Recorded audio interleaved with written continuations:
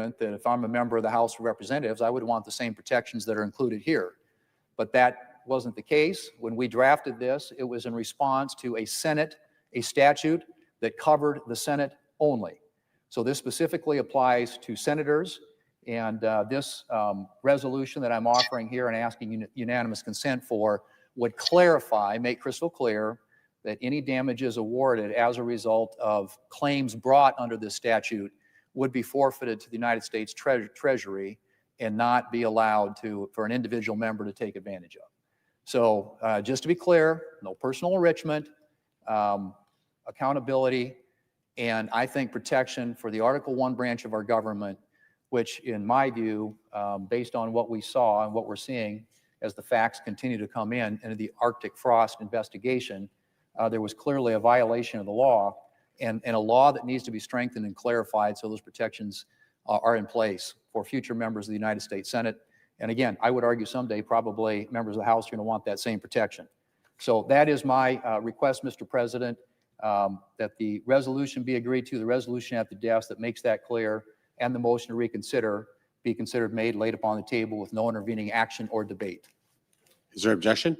Reserving the right to object. Recognize the senator from New Mexico. The remedy to a statutory change that is in statute is not a resolution. It's to fix the statute. And I think we should work with our colleagues in the House to address the underlying issue of protecting members without the outrageous damage provisions that were retroactively put into this statute. So I object. The objection is heard. And I would defer to my colleague from Michigan with my time. I recognize the senator from Michigan. Thank you, Mr. President. Well, Mr. President, I am just so disappointed that the UC request from my colleague from New Mexico was objected to by Republicans here on the floor of the Senate. The fact that we're here trying to fix a terrible wrong that occurred last week is simply outrageous. While Senate Democrats were fighting to lower healthcare costs and trying to provide some financial relief for families who are seeing their costs skyrocket across the board, the Senate Republicans snuck in, and this is literally true, they snuck in the dark of night, a provision at the last minute that would allow them to basically line their pockets. This provision would allow a very select group of Republican senators, let's be clear, this is to seek at least $500,000. It could go into the millions of dollars. Senator, senators of Rule 19, paragraph 2 provides that no senator in debate shall directly or indirectly, by any form or words, impute to another senator or other senators any conduct or motive unworthy of being a senator. Very good. Well, this is what happened. And let's be clear, what the law does is that a group of folks can get over $500,000 for records that were obtained. They were obtained as part of a legitimate criminal investigation. It's unconscionable that at a time when families across the country are feeling the squeeze and struggling to make ends meet, that such a self-serving, retroactive provision was included in legislation to fund the government. Let's be clear, no citizen of the United States gets this. No House member gets this. This is just about senators. It has all the appearances, certainly, of a cash grab. And it's the American taxpayers who are going to have to foot this bill. Let's be clear. No senator should get special treatment or a special payday for legally obtained records. And I want to stress that part. These records were obtained through a standard legal process as part of a legitimate criminal investigation related to January 6th, involving authorized subpoenas of those senators' potential involvement. I've heard this described as partisan political targeting. But unlike the bogus investigations President Trump has ordered into his political enemies. This whole situation arose from President Trump's own efforts to overturn a free and fair presidential election. During the Department of Justice's investigation into this crime, the special counsel petitioned the court for a subpoena for those records, and the court approved it. Mr. President, you know that is the law. That is the process. You go get a subpoena, you have to go before a court. You have to present evidence, and the court looks at that evidence and then makes a decision, and the court approved it. Completely legal. Because it was relevant to their investigation of the president's attempt to overturn election results and to stay in power illegally. We can't forget that. Can't whitewash that. And we cannot let attempts to spin this into some sort of partisan or targeting against certain individuals. First off, it sets a very dangerous precedent that could chill any effort to conduct legitimate investigations of criminal wrongdoing by members of this body or anywhere else down the line. And we certainly should not put the American people in the position of being basically a slush fund for a few individuals interested in making a whole lot of money and having the taxpayers footing the bill. Now, I want to give my colleagues the benefit of the doubt about how this provision was put into the bill. And today they had a chance to do the right thing. They had a chance to repeal it and say, yeah, this is bad. That's the way that we ensure that no senator gets special treatment. And we can get back to doing the work to better serve our constituents. So I hope we can fix this wrong.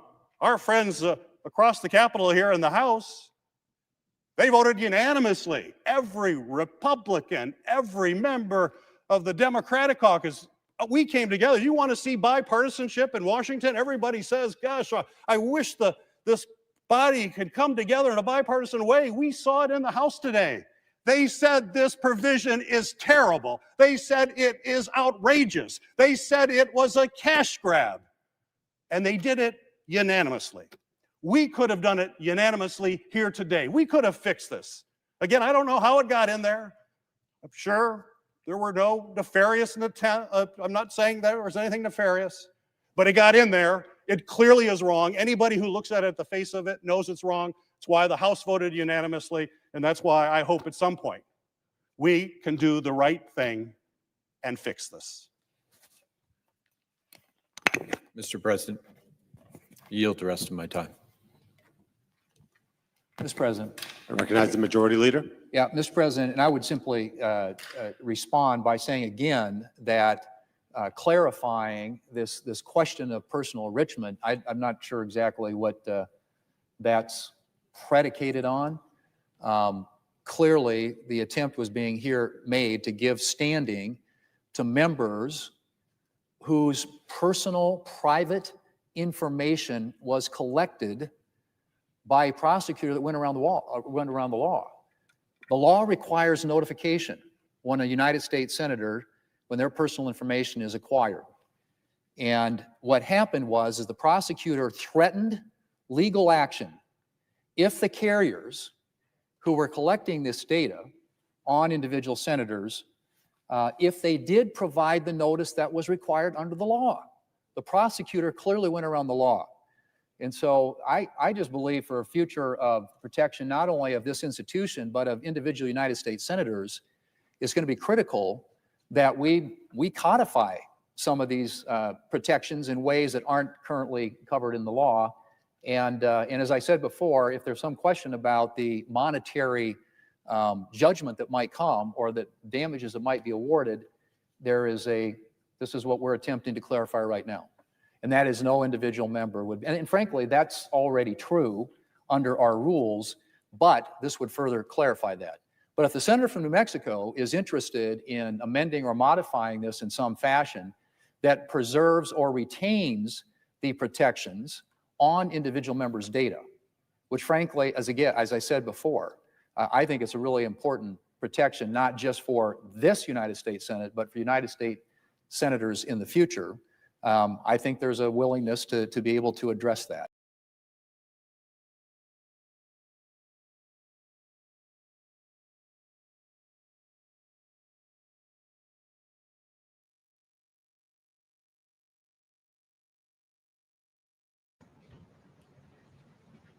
Good afternoon, everybody. I brought a very special guest with me today, as you can see, Secretary McMahon. So I will begin my remarks. She's going to speak, and then we'll take some questions. She'll take questions, and I'll take questions from you as well. First off, yesterday, First Lady Melania Trump and Second Lady Usha Vance traveled to Marine Corps Air Station New River in Camp Lejeune in North Carolina, where they spent the day meeting with students, educators, military families, and United States Marines. Both the First Lady and Second Lady were grateful for the warm welcome and remain deeply committed to supporting military families and the communities that serve our great nation. May God bless all of them. In economic news, the September jobs report showed the American economy remains strong, with 119,000 new jobs added, more than double expectations. These gains came after the summer passage of President Trump's historic tax cuts and multiple big trade deals with countries around the world. In particular, construction jobs surged by 19,000 in September, the largest monthly gain in a year. Nearly all of this solid monthly job growth came from the private sector and went to Americans rather than foreign-born workers, the opposite of what we saw under the previous administration. Inflation also remains under control, and wages are up by 3.8% over the year for American workers because of President Trump's pro-growth policies. In fact, real wages are on pace to increase roughly $1,200 for the average worker this year under President Trump. This is a complete reversal of the failed Biden era, when we saw inflation skyrocket to 9%. Causing private sector workers to see their wages decline by approximately $3,000. We know that Americans are still hurting from the 4-decade high inflation caused by Joe Biden and the Democrats. But President Trump is making significant progress to fix this, and he will not stop working until he solves it. As the president recently stated, he is never satisfied. For example, President Trump's policies are working to make Americans' Thanksgiving more affordable this year, from their commute to the dinner table. Nearly 100 million Americans are expected to drive next week to spend time with loved ones for the holiday. And thanks to President Trump's drill baby drill agenda, the national average price of a gallon of gas on Thanksgiving Day is projected to be at the cheapest price since the COVID pandemic in 2021. President Trump is bringing down gas prices and providing significant savings to American families at the pump. And again, President has nothing to do with gas prices. Don't be goofy. President has nothing to do with gas prices. We expect those prices to continue to decline. According to the American Farm Bureau Federation's annual survey, cooking Thanksgiving dinner will also cost less this year than it did last year and is down about 5% overall. The average price for a staple of the meal, a 16-pound frozen turkey, is down more than 16% from last year, which will provide critical savings for families in their budgets. Every time. President Trump's entire economic agenda is aimed at putting more money back into the pockets of hardworking Americans. That's why he signed the largest middle tax cuts in history into law. From no tax on overtime, no tax on tips, to no tax on Social Security. And according to a new... Don't be fooled. The no tax on tips and the no tax on overtime don't apply to most of y'all. Don't be fooled. Study from Piper Sandler, which is out this week, tax filers can expect an extra $1,000 bump to their tax refund next year and what could be a record-breaking tax refund season. So there is more good news to come. We know these refunds will make a huge difference for Americans to help pay down their bills and use towards life's expenses. In other news this week, President Trump took a significant step toward delivering on a core campaign promise to finally close the Department of Education. To shrink the bloated federal bureaucracy, the Department of Education just entered into new interagency agreements with 4 agencies: the Departments of Labor, Interior, Health and Human Services, and State. These agencies will now ensure the delivery of legally required programs while also refocusing them to better serve students. This common sense action brings the Trump administration much closer to finally returning education where it belongs, at the state and local level, not in Washington, D.C. The Democrats' reckless 43-day government shutdown did manage to do one valuable thing. It proved that America does not need a federal Department of Education. During the longest shutdown in history, the Department of Education furloughed 90% of its staff, and America's 90%. education system was not impacted whatsoever. Not impacted Schools at stayed all. fully open across the At country. all. Students attended class and received normal in-person instruction, and our wonderful teachers received their paychecks uninterrupted. The Democrats' government shutdown made it painfully obvious that American families do not need the Department of Education. Do Since not its need creation in Department of Education. 1979 during the Carter administration, the Department of Ed has spent over $3 trillion taxpayer dollars without improving student achievement. Despite peer pupil spending having increased by more than 245% since the 1970s, math and reading scores are down in public schools. In fact, the most recent Nation's Report Card from 2024 showed that 13-year-olds' math scores are the lowest they've been in decades, and their reading scores are the lowest since testing began more than 30 years ago. It's clear that throwing more money at a broken system does not work, and that's why President Trump appointed the amazing throw out leader all the behind me, systems that our don't work. Secretary of Education, Let's Linda throw out McMahon, who is everything making that these don't work. monumental changes at the direction of the president. We're very grateful to have you here today to talk about these changes and then take some questions. Hopefully folks in this room will have some questions on the very important topic of education. So please, Ms. I don't know. I don't Thank know, y'all. Thank you very much, Caroline. It's Oh, really a no. pleasure to be here with you today. So much damage to the United States, so much damage that's being done. I don't know whether we can turn it back. And thank all of you for being here as well. My purpose here is to speak directly to the American families, not just you, but to the American families, about the work this administration is doing in education to reverse our national decline with a hard reset of our educational system. That reset was a top campaign promise from President Trump. But y'all got to understand, ain't this that wrestling lady? I'm confused. She's the wrestling lady, right?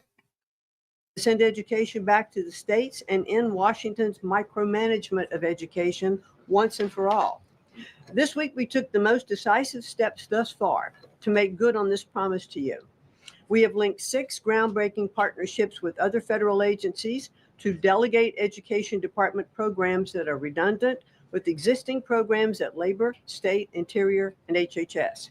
These interagency agreements to cut our own bureaucratic bloat are a key step in our efforts to shift educational authority from Washington, D.C. to your state education agency, your local superintendent, your local school board, entities that are accountable to you, By and we idiots. encourage parents to That's the always be problem. involved. By idiots. Cutting federal bureaucracy is never a popular move among D.C. insiders. A chorus of anti-Trump voices have come out of the woodwork to complain that we are defunding education, harming students, or acting without a plan. This could not be further from the truth. The majority of Americans Wait a minute, didn't they get rid of the special education department? I mean, didn't he cut all of the funding to the special education department? across the country handed President Trump the popular vote precisely because they have seen the brokenness of a top-down education system run by the federal government. They're painfully aware that only 3 out of 10 students can read proficiently at their grade level. They know that college students are collectively $1.7 trillion in debt, and less than half of college graduates get a job that actually uses the degree which they studied so hard to This shit is wild. Just listening to this shit is wild. get. They see more teachers than ever before leaving the profession due to burnout, over-regulation, and lack of autonomy in the classroom. Anti-Trump voices are stirring up fear that returning education to the states is a draconian action. When Americans hear that we are shutting down the department, but given no other details, 51% oppose it. But when those same Americans are informed of our plans to preserve important elements of our work in other federal agencies and to maintain the K-12 funding that is distributed to the states, that number flips to an even greater majority at 56%. They support returning education to the states and breaking up the bureaucracy. That's because the Department of Education is a pass-through entity. Mm, It doesn't educate a single student. The mm. money it sends to states for education can be sent directly without waste. The Democrats' government shutdown proved that without a doubt, and I'll reiterate what you said, that the Department of Education was not necessary during the shutdown. Now, this is what I've seen already on my 50-state tour that I've embarked on. Educators are innovating in their schools. States are custom. Ain't this the wrestling lady? This is the most incompetent administration ever. Customizing their budgets and standards, and post-secondary institutions are planning for the economy of the future. But we're not leading them. They are informing us. That's why our final mission as a department is to fully empower states to carry the torch of our educational renaissance. Education is local. It should be overseen locally by those who best know local needs. We're not ending federal support for education.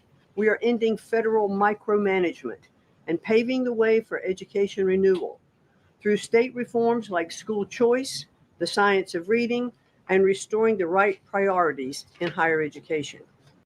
And I don't even mind them slimming down the Department of Education. I just mind it being slimmed down by idiots and people who don't know what they're doing. That's the problem I have. If you had an expert doing it, that'd be great. Slim it down, streamline it, make it optimal. But you got these idiots running the show, which basically means they're going to be bumbling and fumbling all over each other in the middle of the dark. President Trump promised to send education back to the states, and we're keeping that promise. America's next generation will look back on the work we've carried out, thankful for an education system that prioritizes students over bureaucracy. Thank you. Well, thank you very much, Madam Secretary. And we'll take some questions for the Secretary if you have them. Elizabeth, why don't you start? Thank you for joining us. Biden's administration was head and shoulders above this right here. Just because you're white doesn't mean you're running anything efficiently. That's the problem. That don't mean you smart. There's some dumb white people too. And now we're seeing them in this White House. You announced the partnership to move some functions of the Education Department to other agencies. Are you talking to members of Congress about codifying this so that it lasts beyond the administration? Yes, we started our conversation, and thanks very much for asking that, because there have been some reports that Congress is in the dark on this. That's clearly not true. We've been I've talked to dozens of members of Congress to explain to them exactly what we're doing, to bring them up to speed, and to say to them, look, when we have completed some. Y'all ask her some hard questions, because she's two blocks away from being dumb. Ask her hard questions, please. Some of these transfers that are working incredibly well, then we will be looking to Congress to codify those, to make them permanent. Brian. Thank you, Secretary McMahon. What is the No, we update don't on know the that. negotiations with Harvard? I know the president has publicly pointed to you as somebody who's worked on that. I think you've talked about that at length, but I'd like to understand where are things with those negotiations with Harvard this time? They're ongoing negotiations, and I feel very comfortable that we are getting close to having those negotiations finalized. It's been open door conversation all along. Deanne. Hello, Mrs. Secretary. The president recently posted about establishing a federal standard for AI. Do you know if the administration has a view on the use of AI for students in schools? And Caroline, do you know if the president personally uses AI? I don't think so. We can I've handle that never one. witnessed it, so I can't attest to that. Well, I do think AI is going to need guardrails, but I have witnessed AI firsthand. I was at the Alpha School in Austin, Texas, and the first 2 hours of every day in that school, students are learning through AI. They have their headsets on, they're in front of their screens, and the AI is really acting as like an individual tutor for those students, allowing those students that can progress faster to do that. Those who need a little catch up, it refeeds information to them. And so after those 2 hours of learning, the basics of what they're doing in their curriculum that day. Tony, why do you keep talking about the Biden administration? Let's talk about the incompetence of this administration. Stop worrying about what Biden did. Biden is not the president. Your clown ass president is the president. Donald Trump clown car president is the president. And he has his clowns on display right here, running our department, running our country. Let's please talk about the incompetence of this administration. Stop worrying about Biden. Biden is done and over with. Then they spend the rest of the day, I mean, they have good recess and all of that time, but then they spend the rest of the day in what are called life skills. And they're actually using the information that they've learned this morning. So I've seen some AI in action that is really proving quite beneficial. Michael. Thank you, Caroline. I can guarantee you that this president will go down as the worst POTUS in history. We can plan on that. I can bet you money today. I can bet you money today that this president will go down as the worst in history. And Secretary McMahon, as the Education Department continues to pare down, can you talk about taxpayer services like charter school grants and how the department will continue to assist kids with special needs? Well, we are going to make sure that there's no interruption in getting that grant money out the door. I mean, you know, that money is, it comes from Congress, it's appropriated by Congress, and we legally are obligated to do that. And the transitions we're starting to make, our first programs that went over to the Department of Labor, that was a few weeks ago. We actually signed the first interagency agreement, which we accomplished under the authority of the Economy Act. We transferred grants for WIOA and for the Perkins Act. You goofies do know in the comment section that I'm not goofy like y'all. I don't believe everything people tell me, right? You could say things 3, 4, 5 different times, don't mean I'm going to believe them. Y'all do that. You goofies in the chat believe stuff when they say it 3, 4 times. Let Trump say something 3, 4 times, you believe everything you say. I don't believe everything you say. And the really good news is that the Department of Labor has a much more sophisticated system, technology system and grant fulfilling system than the Department of Education does.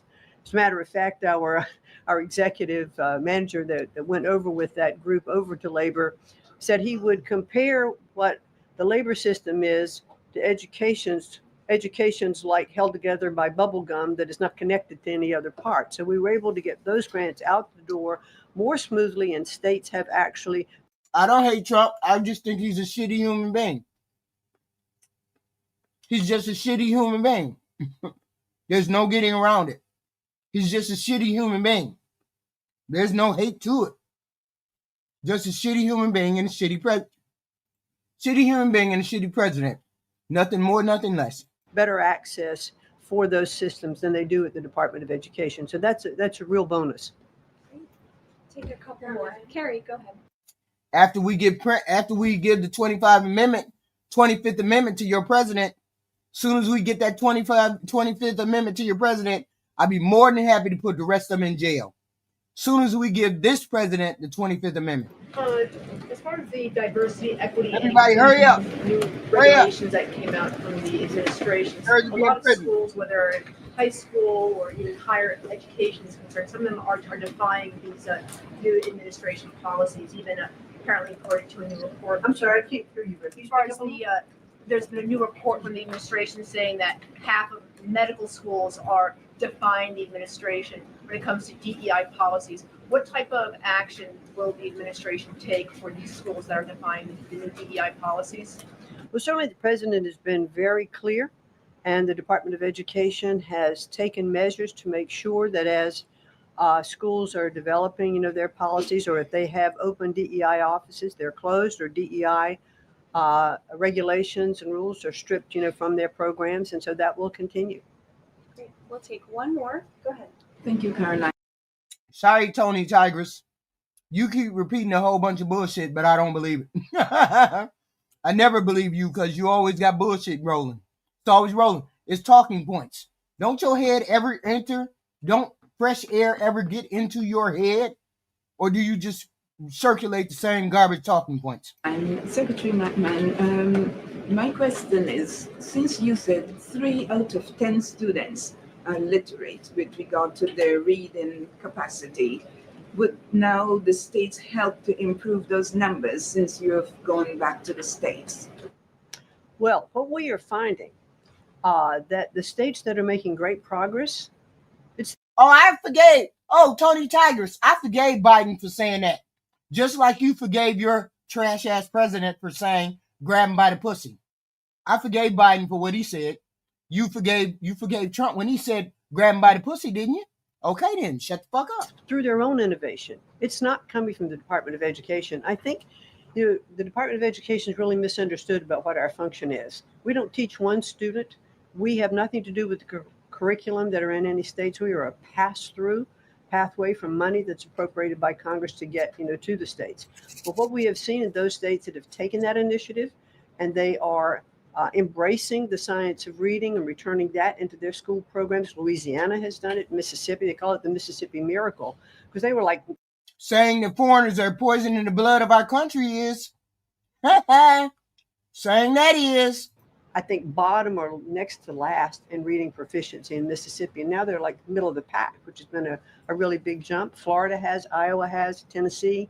So, but these are innovations that are done at the state level. This is not anything we're dictating. And that's why I'm saying returning education to the states where they really are already leading in their education endeavors. And 90% of their budget they provide. The federal government only provides 8 to 10% of the budget for education. So let's make sure that that grant money that's coming from the federal government is getting in their hands as efficiently as possible and getting to students. We don't want teachers having to spend their time and money in regulatory compliance. There was one superintendent chief who said to me that they had done some calculation in their state and that for every dollar that went into the classroom in a grant, 47 cents was spent in regulatory compliance. So let's get the money into the hands of our students and our teachers. Let's raise the level of education. The other thing I'll do, and I'll quickly wrap up for you, is this 50-state tour that I'm have embarked on. We've done about 14 states. We've shut down a little bit during the shutdown. But what I am doing is visiting different kinds of schools, grammar schools, middle schools, high schools, micro schools, private schools, charter schools, the whole gambit. And in the end, my goal will be, as we step away and fully deliver education back to the states, is to provide them with a best practices toolkit of all of the things that I have seen around the country to say, hey, this is working. But why is she the one that needs to do that? But you know what? I'm not really interested in her. I'm interested in the senators over here that are fleecing the American public of their money. The senators that took 8 senators that are going to take $500,000 from the American public because they want to, just to open up the government. To enrich themselves at the taxpayer's expense just is completely unfounded and inconsistent with the facts. So, Mr. President, I want to move to proceed to executive session to consider calendar number 472. The questions on the motion? All in favor say aye. Aye. Opposed, no. The ayes appear to have it. The ayes do have it. The motion is agreed to. The clerk will report the nomination. Nomination, the judiciary, David A. Bragdon of North Carolina to be United States District Judge for the Middle District of North Carolina. Mr. President, I sent a cloture motion to the desk. The clerk will report the cloture motion. Cloture motion, we, the undersigned senators, in accordance with the provisions of Rule 22 of the Standing Rules of the Senate, do hereby move to bring to a close debate on the nomination of David A. Bragdon of North Carolina to be United States District Judge for the Middle District of North Carolina. I told you, Tony Goofy, I don't believe the garbage that you say. You just got shit rattling around in the brain just like a bunch of tunnels because you don't have an original thought. Hillary never said that. Signed by 17 senators as follows. Mr. President, I ask consent to reading the names be waived. Without objection. And I move to proceed to legislative session. The questions on the motion? All those in favor say aye. Aye. Opposed, no. The ayes appear to have it. The ayes do have it. The motion is agreed to. Mr. President, I move to proceed to executive session to consider calendar number 473. The questions on the motion? All those in favor say aye. Aye. Opposed, no. The ayes appear to have it. The ayes do have it. The motion is agreed to. The clerk will report the nomination. nomination, the judiciary, Lindsay Ann Freeman of North Carolina to be United States District Judge for the Middle District of North Carolina. Mr. President, I sent a cloture motion to the desk. The clerk will report. Okay, yeah, okay. They're doing all of those things. Okay. So it is what it is. They're doing all the nominations. Let's do that. Let's listen to some bullshit lies. Let's listen to some more lies today from this group.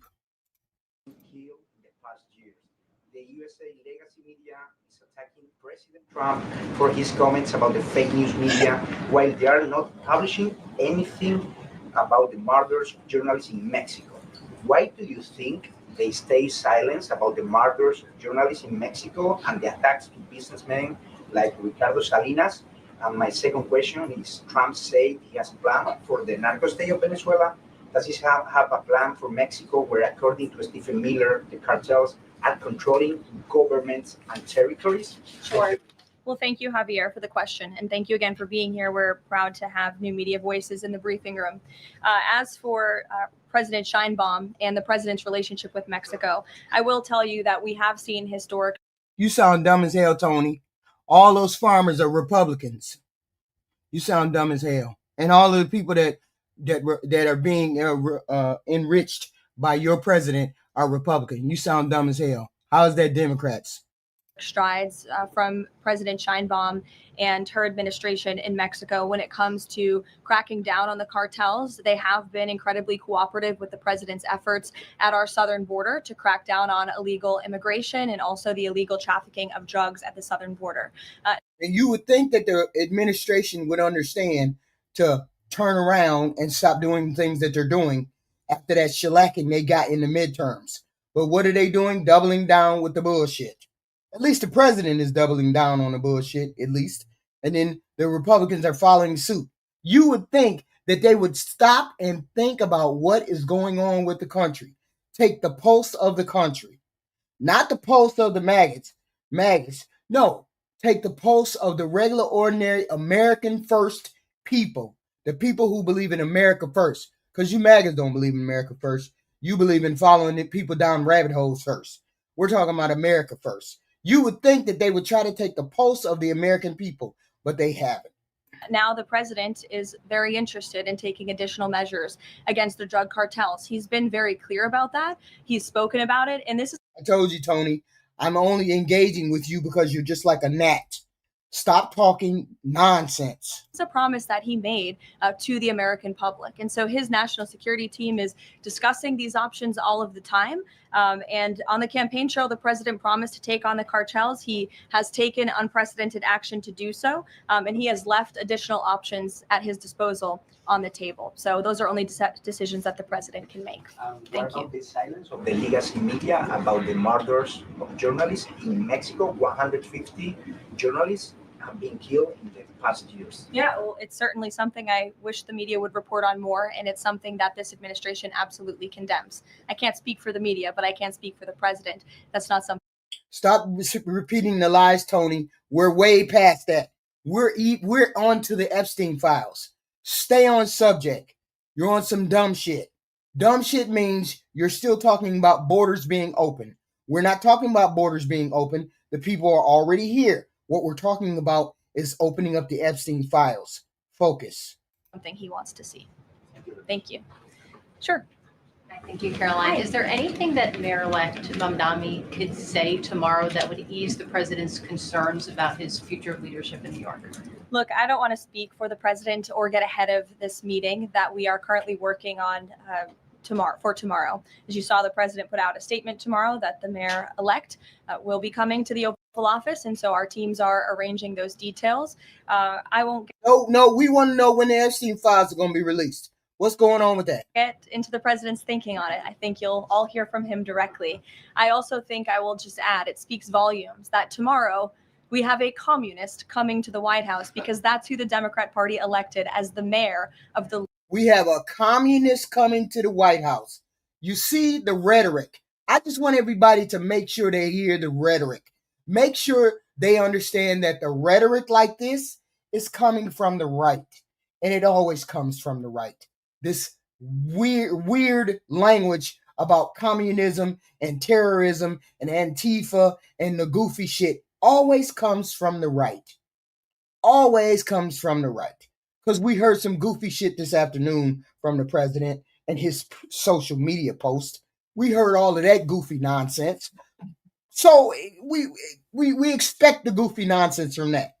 Two, there's a communist coming to the White House. What? Really? The president entertains communists. Are you serious right now? Are we worried about the communists? And the president entertains people like Putin, and he entertained a Saudi crown prince who is accused of murking a reporter in the Turkish embassy, and he's worried about a communist know-nothing mayor from New York?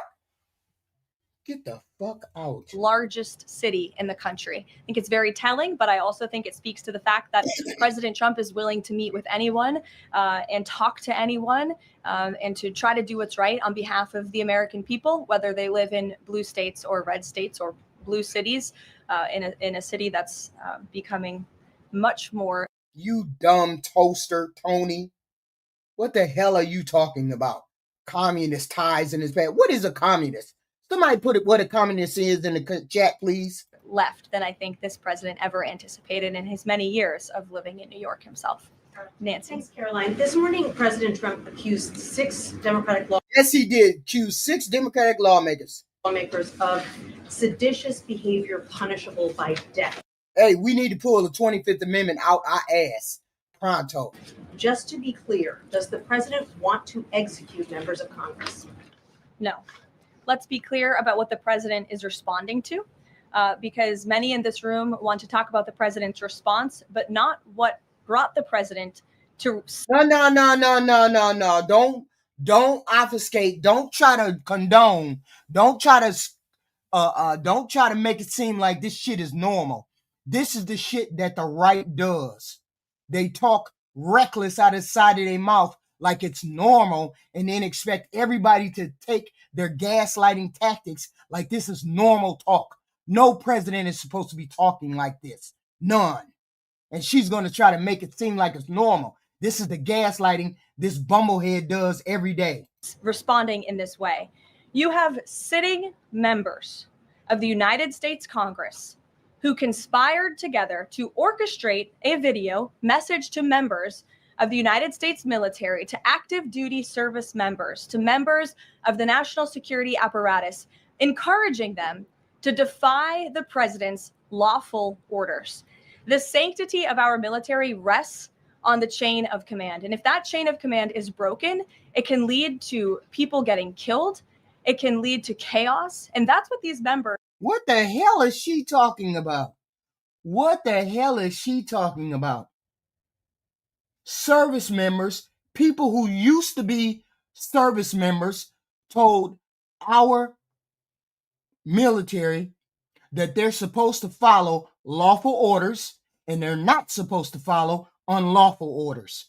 What is un-American about that?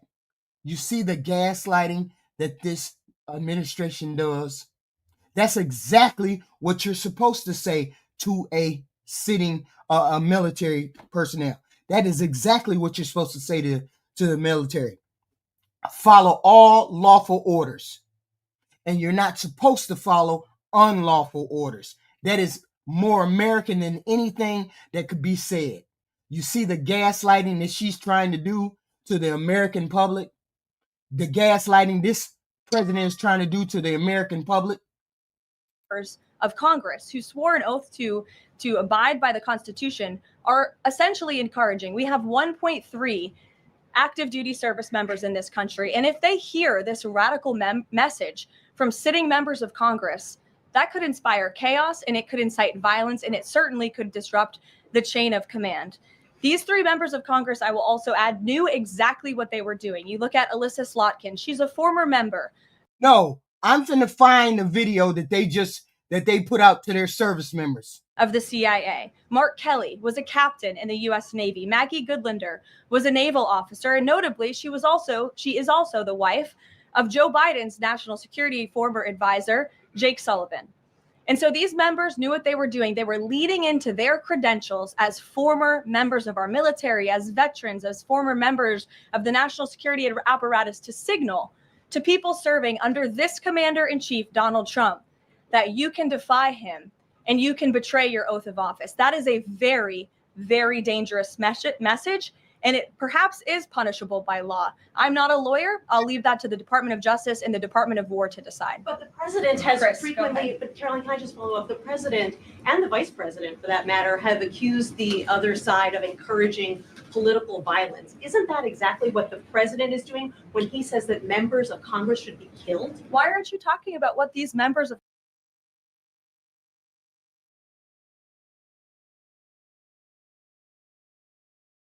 not to defy the chain of command?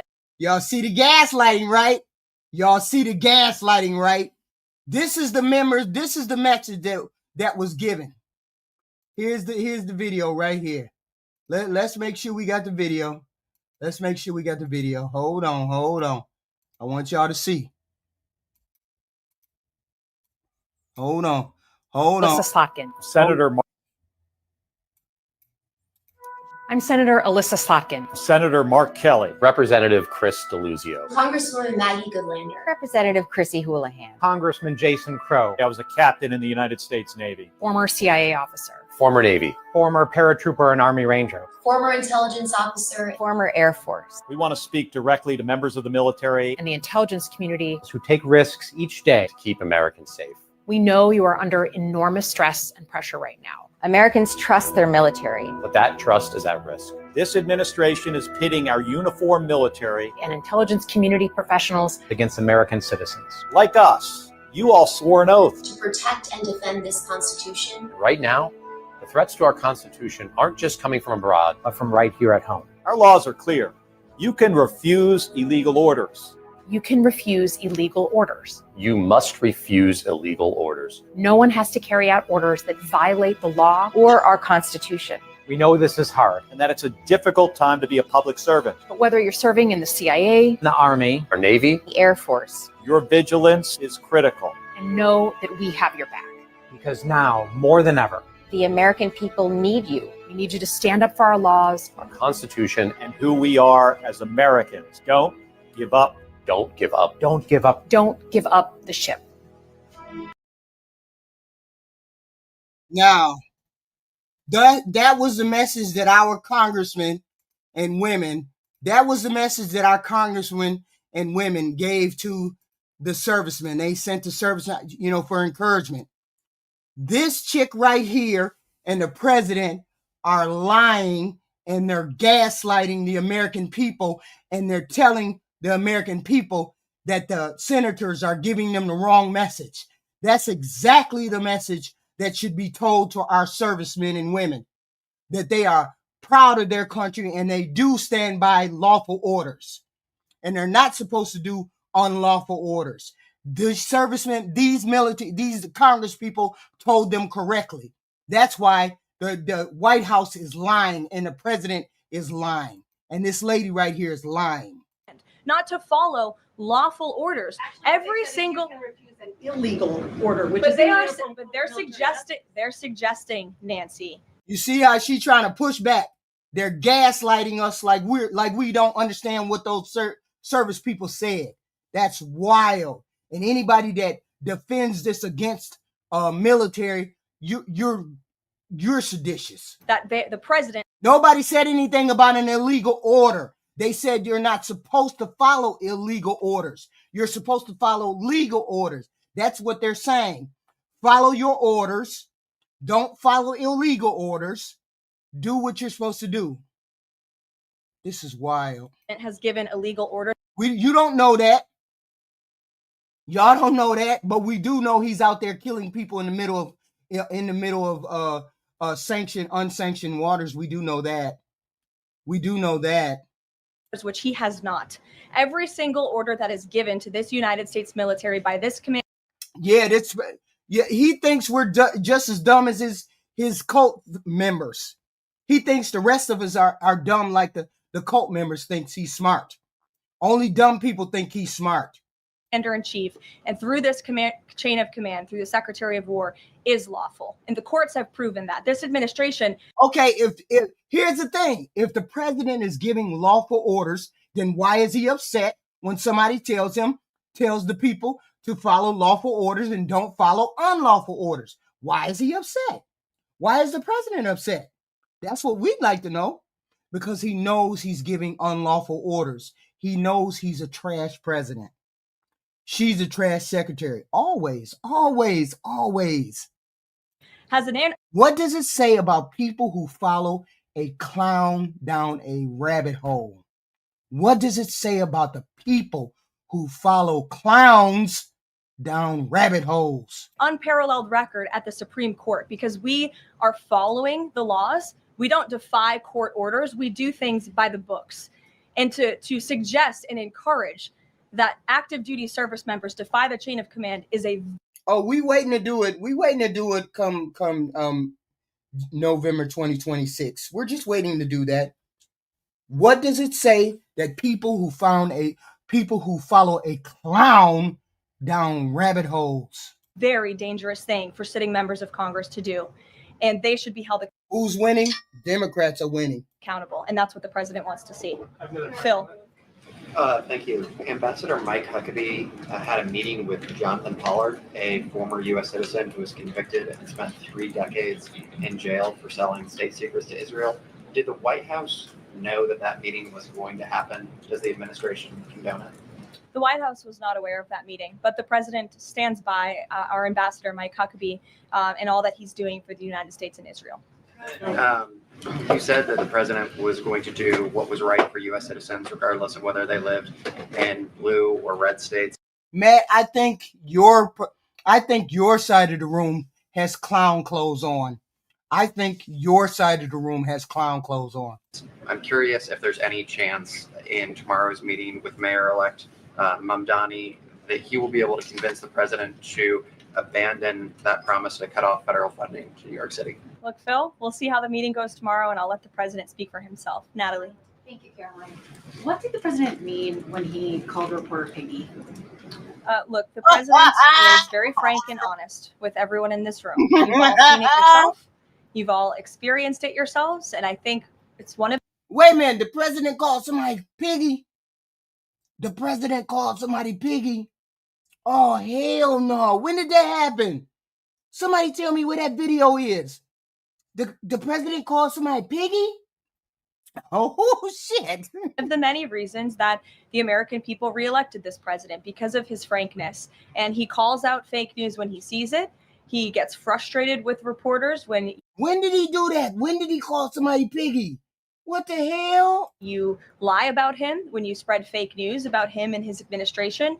But he also is the most transparent president in history. And he gives all of you in this room, as you all know, unprecedented access. You are in the Oval Office almost every day asking the president questions. And so I think the president being frank and open and honest to your faces rather than hiding behind your backs is frankly a lot more respectful than what you saw in the last administration, where you had a president who lied to your face and then didn't speak to you for weeks and hid upstairs and didn't take your questions. So I think everyone in this room should appreciate the frankness and the openness that you get from President Trump on a near daily basis. And Go ahead. as a follow-up, Yes. The Go Washington ahead. Post just Go reported that the Coast Guard. Oh, is the chick that he said it to the person he said it to in the room? Oh, that's bogus. I'm calling on Bloomberg. Go ahead. Caroline, Thank you. thank you. 2 questions for you. The New York Times is reporting that the administration is now sending a U.S. official to the G20. They're sending Mark Dillard. Can you confirm if that is true, and then also explain the shift in? I'd be happy to explain, because there is not a shift. The United States is not participating in official talks at the G20 in South Africa. I saw the South African president running his mouth a little bit against the United States and the president of the United States earlier today, and that language is not appreciated by the president or his team. The ambassador or the representative of the embassy in South Africa is simply there to recognize that the United States will be the host of the G20. They are receiving that send-off at the end of the event. They are not there to That's participate in official wild. talks, despite what the South African president is falsely claiming. On Ukraine, there have been reports that President Zelensky said, he's looking to look at the plan. That there's been reports about the Trump administration proposing a plan. Can you just give an update on where Russia-Ukraine stands, and does the president plan to speak with Zelensky anytime soon, or when can you expect that? So I'm happy to provide an update. I've seen quite a bit of reporting on the latest with Russia, Ukraine. So let me clarify and give you guys the truth on where it currently stands. President Trump has made it very clear. I'm looking for that shit. I'm looking for that shit. You know what? I really don't like Donald Trump, but some of the shit he be saying is funny as hell. Wait a minute, I gotta find that clip. Clear since day one, and even on the campaign trail, that he wants to see this war come to an end. He has grown increasingly frustrated with both sides of this war, Russia and Ukraine alike, for their refusal to commit to a peace agreement. But nevertheless, the president and his national security team are steadfast in seeing this war come to an end, to end the killing and deliver on the president's promise. Special Envoy Witkoff, that Marco Rubio, have been working on a plan quietly for about the last month. They've been engaging with both sides, Russia and Ukraine, equally to understand what these countries would commit to in order to see a lasting and durable peace. That's how you get to a peace negotiation, right? That's how it worked with Israel, with respect to Israel and Gaza and all of the Arab countries in the Middle East. That's how we accomplished that historic agreement, which the UN, by the way, voted to commit to and accept this week, which was a huge monumental moment. So they have been engaged with both sides, and these talks are continuing. As always, I'm not going to litigate the details of this plan as it's ongoing and it's in flux, but the president supports this plan. It's a good plan for both Russia and Ukraine, and we believe that it should be acceptable to both sides, and we're working very hard to get it done. And I'll also add, I know Secretary Driscoll did meet with President Zelensky today. We spoke with him. He was very optimistic following that meeting. And so, again, we are having good conversations with both sides with respect to ending this war. Carolyn? Sure. Go ahead. Follow up on Ukraine. You said this is a good plan. So according to our sources, this proposal demands major concessions from Ukraine and doesn't demand much from Russia. So was Russia involved in drafting Your this? understanding is wrong. Have you read the full plan? You haven't. Sources said. Yes. So if you can give details, maybe. You've to- read reporting from one side of the war. And so I want you to understand that the administration has talked equally with both sides. You have seen President Trump engage directly with both President Putin and President Zelensky. Likewise, his national security team has as well. In fact, Special Envoy Witkoff and Secretary Rubio met with some of the Ukrainians just in the past week to discuss this very plan. And so just like you saw with respect to Israel and Gaza, we are hearing out both sides of this war to understand what can you commit to end the war. And that's ultimately how we are going to get to an agreeable solution. That's what the president has directed of his team.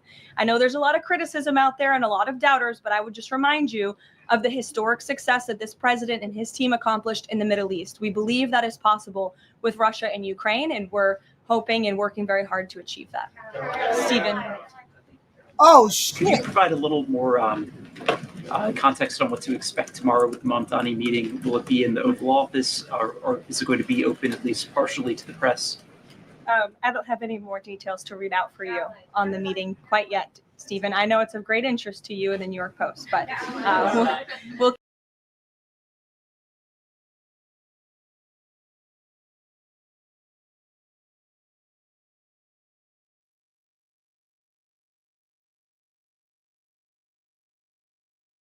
There's growing controversy today over the president's treatment of a reporter aboard Air Force One. Quiet.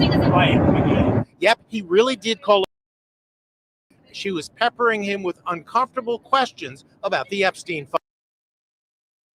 There's growing controversy today over the president's treatment of a reporter aboard Air Force One. Quiet. Yep, he really did call a female reporter Piggy. She was peppering him with uncomfortable. Hell no. There's growing controversy today over the president's treatment of a reporter aboard Air Force One. Quiet.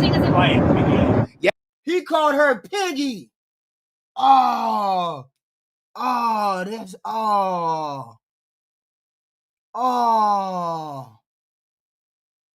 that's wow. I was hoping that he said Peggy. I was hoping he said P-E-G-G-Y. He said Piggy. Wow. There's growing controversy today over the president's treatment of a reporter aboard Air Force One. Quiet. Yep, he really did call a female. Oh.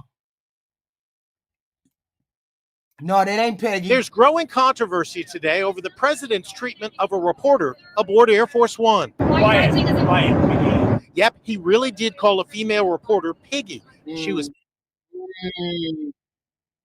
Oh, they ain't know. Y'all know better than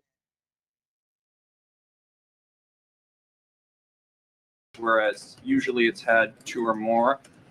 Does the president plan to appoint Democrats to financial regulators like the CFTC and SEC, or does the president feel that there shouldn't be Democrat leadership at those agencies, consistent with the administration's move earlier this year to remove Democrats from the FTC and other agencies? I'm going to be completely honest. I haven't spoken to the president about the CFTC in quite some time, but I'm happy to check in with our presidential personnel office and see if there's any updates that we can provide you there. Sure. Thank you, Caroline. Last week on Fox News, President Trump said that we've had a lot of problems with the French. How would you describe the current relationship between France and the U.S.? Look, the relationship remains very strong. President Trump speaks quite frequently with Emmanuel Macron. I think they have a good working relationship. But the president is not shy to point out when he has disagreements with world leaders as well. And he's done that with respect to Mr. Macron as well. Deanna, go ahead. Caroline, there are reports that Qatar is acting as a mediator in the Ukraine peace process. Can you confirm that? And why did the president choose that country? I'm not going to get into further details other than what I previously shared, which I think was quite a bit of information. Brian? Thank you, Caroline. 2 questions. You were talking about earlier in this briefing about the president's orders. You were going back and forth about what. No. See, some things you can look at and say, okay, you doing too much, you doing X, Y, and Z. This right here is the shame. That's the shame. Polluters. It shouldn't be pollute for free. If you're polluting something, whether it's your neighbor's yard with your waste, your trash, throwing it over the fence, or whether it's the river that you're dumping effluent into and ruining things for people downstream, or whether it's our common atmosphere. But when he does things like this and he says things like this, why is it that MAGA don't seem to understand that regular, ordinary people don't like him because of these things? People don't like him because of these things. You all seem to like him because he calls people names, because he hates people, because he drags people in the mud, because he likes to get down in the dirt.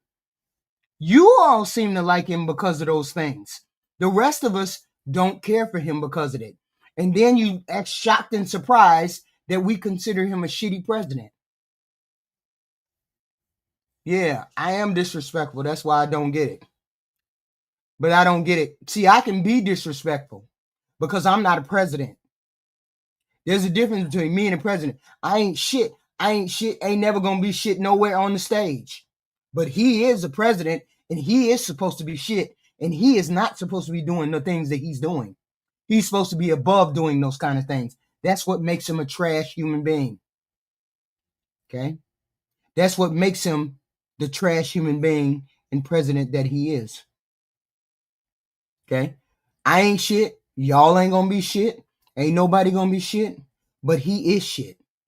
He's supposed to be shit. But yet he brings the presidency down to the lowest level. Just trash all the way around. And most people don't have respect for it. That's all. If you pollute, you should pay for the cost of fixing it. Better still, you should pay enough that you don't pollute in the first place. And the neighbor's yard isn't a wreck of your trash, and the river isn't dirty downstream, and the atmosphere is safe. Impose a fee on big polluters. 74% of Americans like that, 10% opposed. These are massive numbers in our line of work. in which we're always testing public opinion. Right. And this is without much political pressure behind those ideas. This is just the American public in its natural state saying, yes, by a better than 60-point margin, we want to impose a fee on big polluters. We want carbon pollution limits on big companies. That's where America is. Trump is in the pockets of the big polluters. So that was message one. Message two was, You know, Tony, it says something about you that you would wish people not to have food. I swear to God, y'all don't do you any favors. You MAGAs don't do yourselves any favors. Most people already think you in a cult. Most people already think that you're low level. Why you act like you low level? Why is it that you come across as low level? Why would somebody even say anything about kids eating food? Low level. That don't even make sense. Who cares about Jeffries? Who cares about Plaskettes? Who cares about those people? Why do you keep saying things about Plaskett, Jeffries? Why do you keep saying things about that? Just makes no sense. She need help. They need help. Low poll numbers. They all need help. These low poll numbers that they got. They all need help. The Republicans are in trouble. we have got to put that price on carbon, the one that the American people want, because that is the only way we have remaining to climate safety. We've driven by all the other exits on the highway. We're now left with that. And that was my second point. We absolutely have to have what is called carbon pricing, a fee, a penalty, whatever you call it, for pollution. I think y'all got Democrat deranged syndrome. I swear to God, some of y'all come out of y'all pocket and say some crazy shit. It's like, man, y'all must have Democrats rattling around in y'all brain. How do y'all even function at y'all job?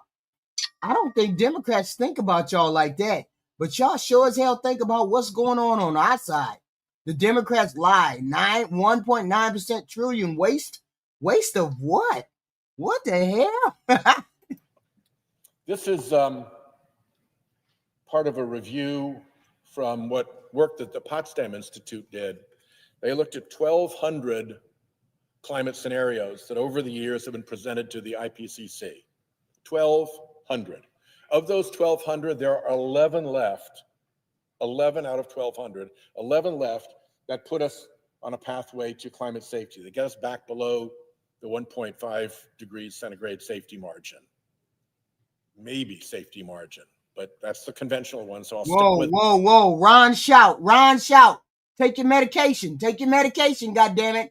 You crashing out. Damn, it only took 1 minute for you to come in the chat and you crashing out already. Calling me the N-word and everything. The problem is I can be the ignorant N-word, but you're still white trash. What you talking about, Ron Shout? You still trash. You still white trash. You over here talking to a dumb N-word. You talking to a dumb N-word. Crashing out. Just came in the chat and crashing out.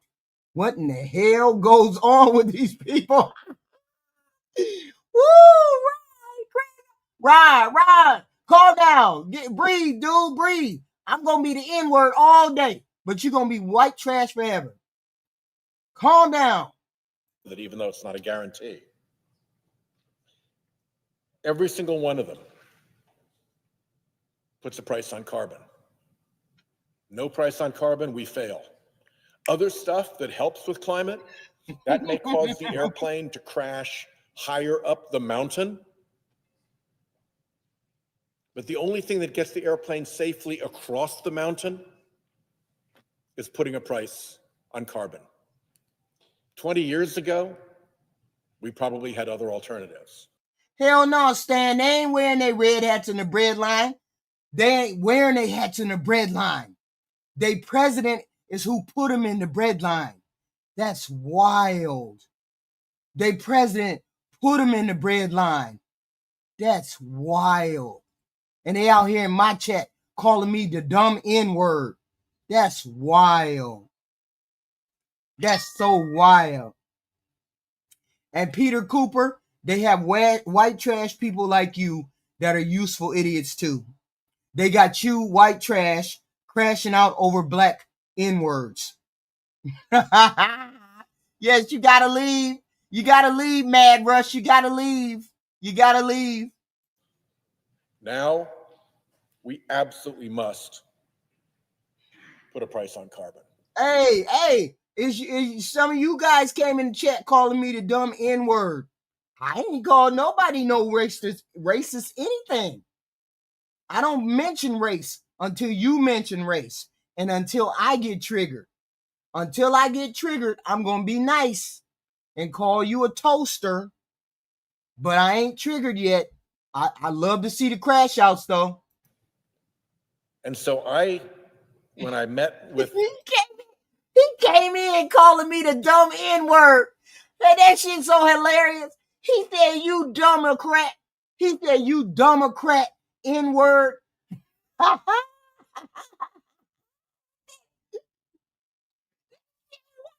The Europeans and the Brits and the Australians said to them, you have our last lifeboat.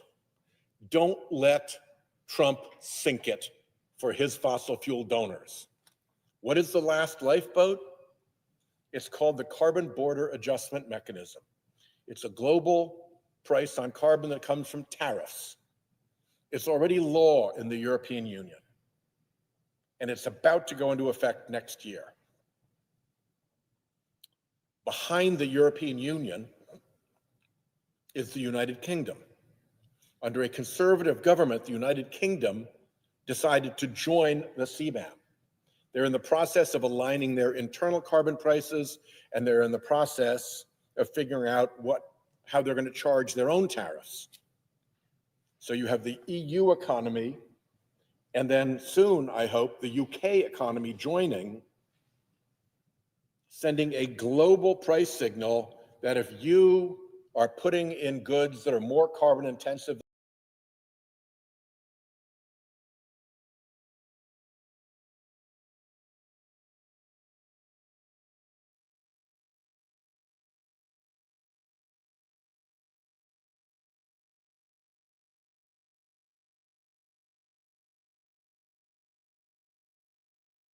Distinguished guests, please rise for the entrance of the 45th and 47th President of the United States of America, President Donald J. Trump. And His Royal Highness, Prince Mohammed ibn Salman ibn Abdulaziz Al Saud, Crown Prince and Prime Minister of the Kingdom of Saudi Arabia.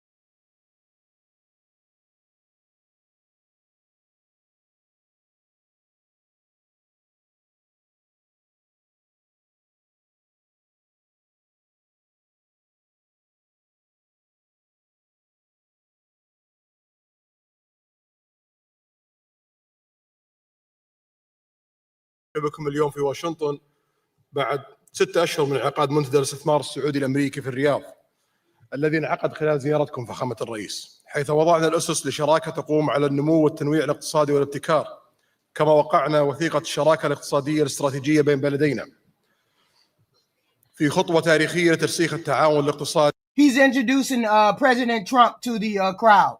واليوم يسرنا توقيع اتفاقيات ومشروعات استثمارية جديدة تتضمن قطاعات الدفاع والطاقة والذكاء الاصطناعي والمعادن النادرة. Yeah, this is the Sound Prince. This is the Saudi Crown Prince who a reporter went into a Turkey embassy to renew some paperwork or do something. I don't know what he did, but he never came back outside because according to rumor or strong rumor, this man right here had him dismembered in the embassy, the Turkey embassy. A reporter called Khashoggi. Yes, he's the one.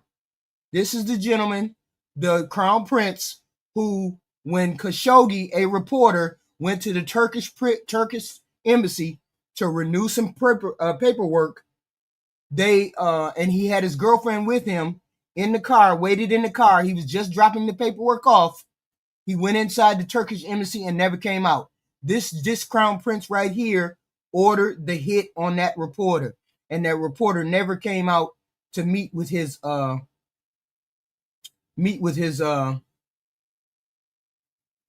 girlfriend. And so this guy right here, murderous dictator, of course, allegedly. I don't know whether that's true or not, but it's strongly suggested he is the one who ordered the hit on Khashoggi, right? So, yeah, really nice guy. These people are murderous people. Just because we look at these other countries and say that their leaders are murderous dictators and despots and shit like that. Don't you think other people look at our leader, Donald Trump, as another despot, mass murderer, murderous dictator? Don't you think they look at him like that too? Okay. So we just live in the country with him. Other people look at Donald Trump differently. Okay. They look at him as a criminal. People outside of the United States looks at him as a criminal, as a dictator. Like we're looking at this Crown Prince as a murderous dictator because of Khashoggi. Other people look at Donald Trump as a murderous dictator outside of the United States. Okay. Donald Trump is not, our presidents have not been lily white and clean. And this president for sure is not lily white and clean. President. We laid the foundations for partnership based on growth, economic diversification, and innovation, and we signed a strategic economic partnership document between our two countries. In a historic step to cement our economic cooperation, today we are delighted to sign investment agreements and projects that include sectors such as defense, energy, AI, rare minerals, and finance. This will contribute to generating. Okay. I'm just saying. Is in line with our ambitions. I invite you. Great. I'm saying we is the only racist. HQ is the only racist. HQ is not the racist in the chat. You don't get to come into my chat and call me a word and expect me not to call you a word. And I haven't called any of you racist words yet. So calm down, Tiger. You haven't heard me get racist at all. I called him white trash because he called me a dumb N-word. He called me a dumb N-word. I called him white trash. That's not getting racial. That's two people going back and forth with each other. Calm the fuck down. I haven't called anybody anything. So stop it. He should not have came in and said what he said to me. Otherwise, I would not have said that to him.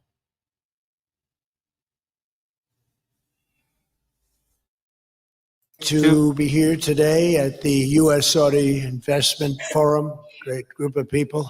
The biggest, you got the biggest in the room. But some of the most talented, maybe most importantly, the word talent, successful. And you dumb toaster, Tony Tigris. Didn't you just hear me say he came in the chat and called me dumb N-word, you dumb toaster? And didn't I just say I called him white trash because he called me dumb N-word, Tony Tigress, dumb toaster. Jesus. I hope I don't have to say that again. Innovative business leaders anywhere on the planet. Whether you have come from near or far, we're delighted to have you invest right here in the hottest country anywhere in the world. Every leader is saying the United States, we're the hottest country in the world. We're going to keep it that way too. But this has been, according to those that seem to say it, and I will say it, I would never say a thing like that because I want to be very modest. I always want to be modest as I can. They say this has been the best 9 months that any president has ever had. I'd say that's pretty good, right? But we've had. That's the problem. You don't get to say how good your piece of work is. You don't get to say how good your piece of work is. The people that work with you, the people that benefit from what you do are the people that say whether your work is good or not. This is what the problem with this president is. You keep trying to tell us what good you're doing. You don't get to make that determination. People that benefit from you get to make that determination. And a lot of us have determined that your efforts are less than stellar. Had a great 9 months. Now we have to do it more than a few more times. We just have to keep it going. We'll keep it going. I want to thank my friend, a great gentleman, Crown Prince Mohammed of Saudi Arabia, for his bold leadership and deep commitment to the ties between our two countries. Thank you. Thank you. Great gentleman. Yesterday, we had a phenomenal visit at the White House celebrating the 80-year bond between the United States and Saudi Arabia. We ended with an unbelievable show last night in a room that was far too small, but the next time you're here, you'll have a much bigger room. It's gonna be much bigger. I made more enemies last night by we had 119 people. That was a record for the room. So they've wanted for 150 years. They've been clamoring for a ballroom at the White House, and we're giving them one. We're giving them 1+, Stan, and it'll be something. Stan, that's wild as hell, ain't it? Every time, it ain't a microphone he don't love. I swear to God, this president love a microphone. Get in front of it, and will talk about himself for real. If he ain't, he the most self-promoting president. The self-promoting president ever, ain't he? But you'll be here. You'll be among the first, if not the first, if you'd like. We'll work it out. But you had a lot of people that wanted to be there. They really would have witnessed something that was really incredible. The entertainment last night was incredible, including our great opera singer, but including the military, the talent and the military musically is also. We have not forgotten about those Epstein tapes. Just because they have made it legal so those tapes can be released, we have not forgotten what those tapes could be, what could be in those tapes. MAGA, we have not forgotten about what's in those tapes and what could be potentially behind all of this hiding. They're still hiding the rich pedophiles. They are still hiding the rich pedophiles. We can't take our eye off that ball. We cannot take our eye off that ball. So incredible. So it was great to be with you last night. Did I tell you all to please like and share and subscribe? I need subscribers. I need people who like to have fun. I like to listen to people have conversations during the day. People come over, joke, laugh, do a little roasting, talking. Please like the video, comment, share, subscribe to the feed, all those good things. You know what to do when you come in the door. Please and thank you. We always like to have a good time in the afternoon. No major stuff. I'm easy. Name one policy. I think it was something to behold. We officially designated the kingdom yesterday as the major non-NATO ally. That's a big deal. It's actually a very big deal. I hate the fact that he's holding this crown prince up. This crown prince is strongly rumored it was strongly rumored that he had Khashoggi dirt napped in that embassy, that Turkish embassy, and he never came back out. Khashoggi went in to drop off some paperwork, and he never came back out to see his girlfriend. She never saw him again. So it was strongly suspected that this crown prince did that. And I hate that this president is holding this man up like this man has done nothing, just like he has done nothing.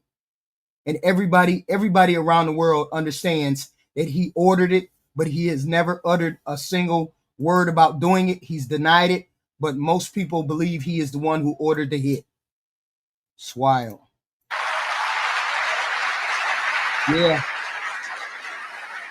Yeah, he's the one who killed that reporter. Supposedly, allegedly. We don't know. I'm not saying, I don't know, but strongly suspected, about 92%. It's a great honor. That happens seldom, very seldom, if at all. So I just want to congratulate you on that. That's a sign of trust. We signed a historic strategic defense agreement yesterday also, and that's something that is likewise very rare, and it's very honored company that you're in. And we're going to be selling Saudi Arabia some of the greatest military equipment ever built. We build the best military equipment in the world by far. That's why we do the most business, including nearly 300 American-made tanks is what you're buying, among many other things, the airplanes, and we're working on getting that approved very quickly. It's already approved, but don't worry. Yet we're over there. Yeah, we're over there praising this man, giving this man praises in this speech after he did that. Was Khashoggi an American reporter, or was he a Saudi Arabian employee? Reporter. We have to go through a process. The process will take, Elon knows, the process will take about, would you say 24 hours? I think so. Did him and Elon make up? He's talking like he knows Elon.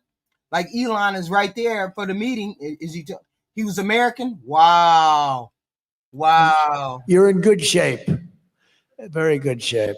The partnership between our two nations is among the most consequential in the entire world. And together, the Crown Prince and I are making an alliance stronger and more powerful than it's ever been before. We've had good relationships and frankly not good. You didn't have a good relationship with Barack Hussein Obama. You didn't have a good relationship with Sleepy Joe Biden.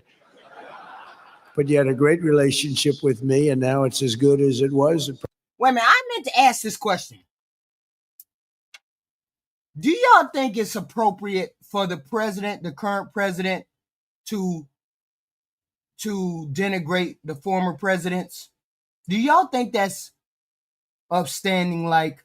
Do y'all think that's statesman-like? Do y'all think that's presidential when we hear the current president denigrating the former president? Do y'all think that's a good thing? What, and why would y'all think that's presidential? I don't understand why nobody has more pushback when he says these kind of things about the former president. I'm like this. I don't care whether the president is a shitty president or not. I will not go on a foreign stage to a foreign country and downgrade my fellow American man to no foreign ass people. I just ain't gonna do it. I don't care how bad our president was or could be. I would not go to no foreign country and talk down to foreign people about my fellow American. I just would never do it. So I don't understand why people think this is okay, why this is something that's a good thing. I don't understand. Because everywhere he goes, he tries to put Biden down. And most people liked and respected Biden. They just don't know what to say to somebody who does something like this, on the world stage to everybody else. No, it's not a matter of doing it on the internet. We're talking about the president. The president is supposed to be the beacon of good ideas, the beacon of positivity and everything else. And he's on the world stage denigrating Joe Biden. It's just, I think it's a shame. He makes me ashamed when I hear him do this. I'm ashamed of him when he does this. Probably even better if you think about it, because we took y'all. Please hit the like button. Please hit the like, share, subscribe to the feed. We have this kind of content every day. But you know, hey, if you're gonna do it and you don't do it in public, this is disgraceful. The dark cloud away from your country. It was called Iran and its nuclear capability, and we obliterated that very quickly and strongly and powerfully. But that was a real cloud over the whole Middle East, and now they want to make a deal. They want to make a deal. They want to. So my question is, nobody did anything to this. Nobody did anything to this Saudi person. They didn't. Nobody called him out for this. Nobody sanctioned him. Nobody said anything about him doing this to Khashoggi, or it was just another day in the you know, it was just another day. Wow. See if they can work out a deal with us, and we'll be doing that probably. But that was a terrible cloud that you had to live with for a long time. 22 years they were thinking about doing that. The B-2s, that was even before the B-2s. Those B-2s, what machines they were, they flew in, they were undetectable, and they dropped their payload, and every single bomb hit its exact mark, which was a shaft going deep into the mountain. And every single one of them hit, and it was... Really? They embarrassed? Wow. Wow. Y'all see, you see the white trash, mister?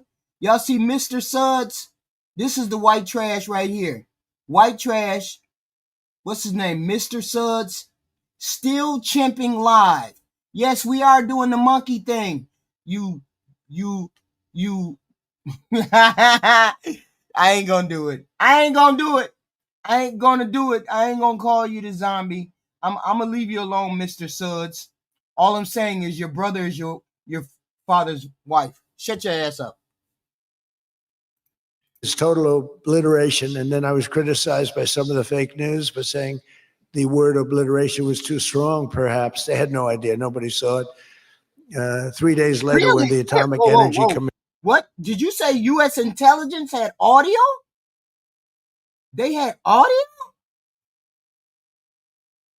Wow.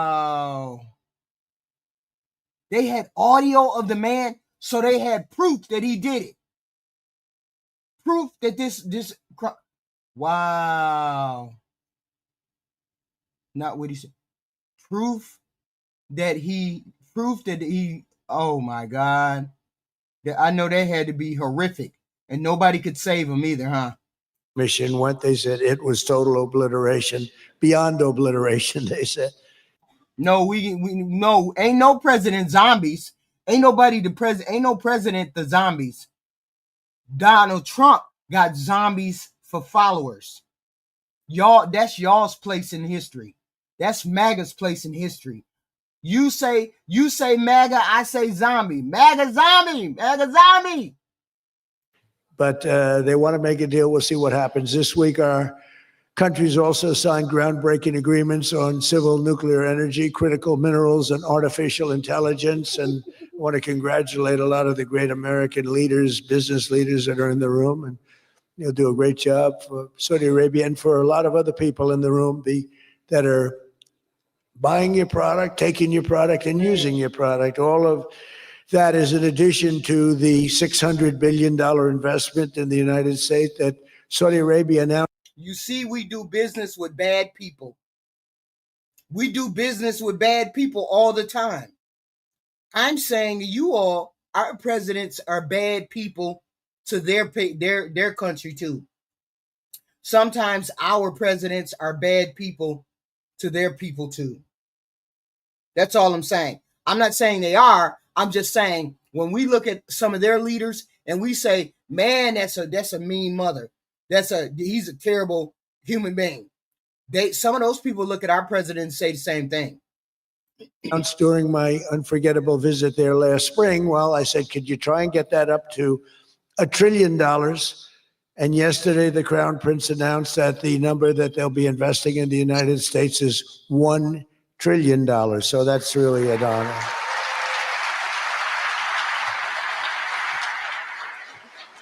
And we just took a picture backstage with some of the great business leaders and some of the great people, friends of mine from your country, and beautiful picture. And while we were taking the picture, I said, could you make it 1.5 trillion?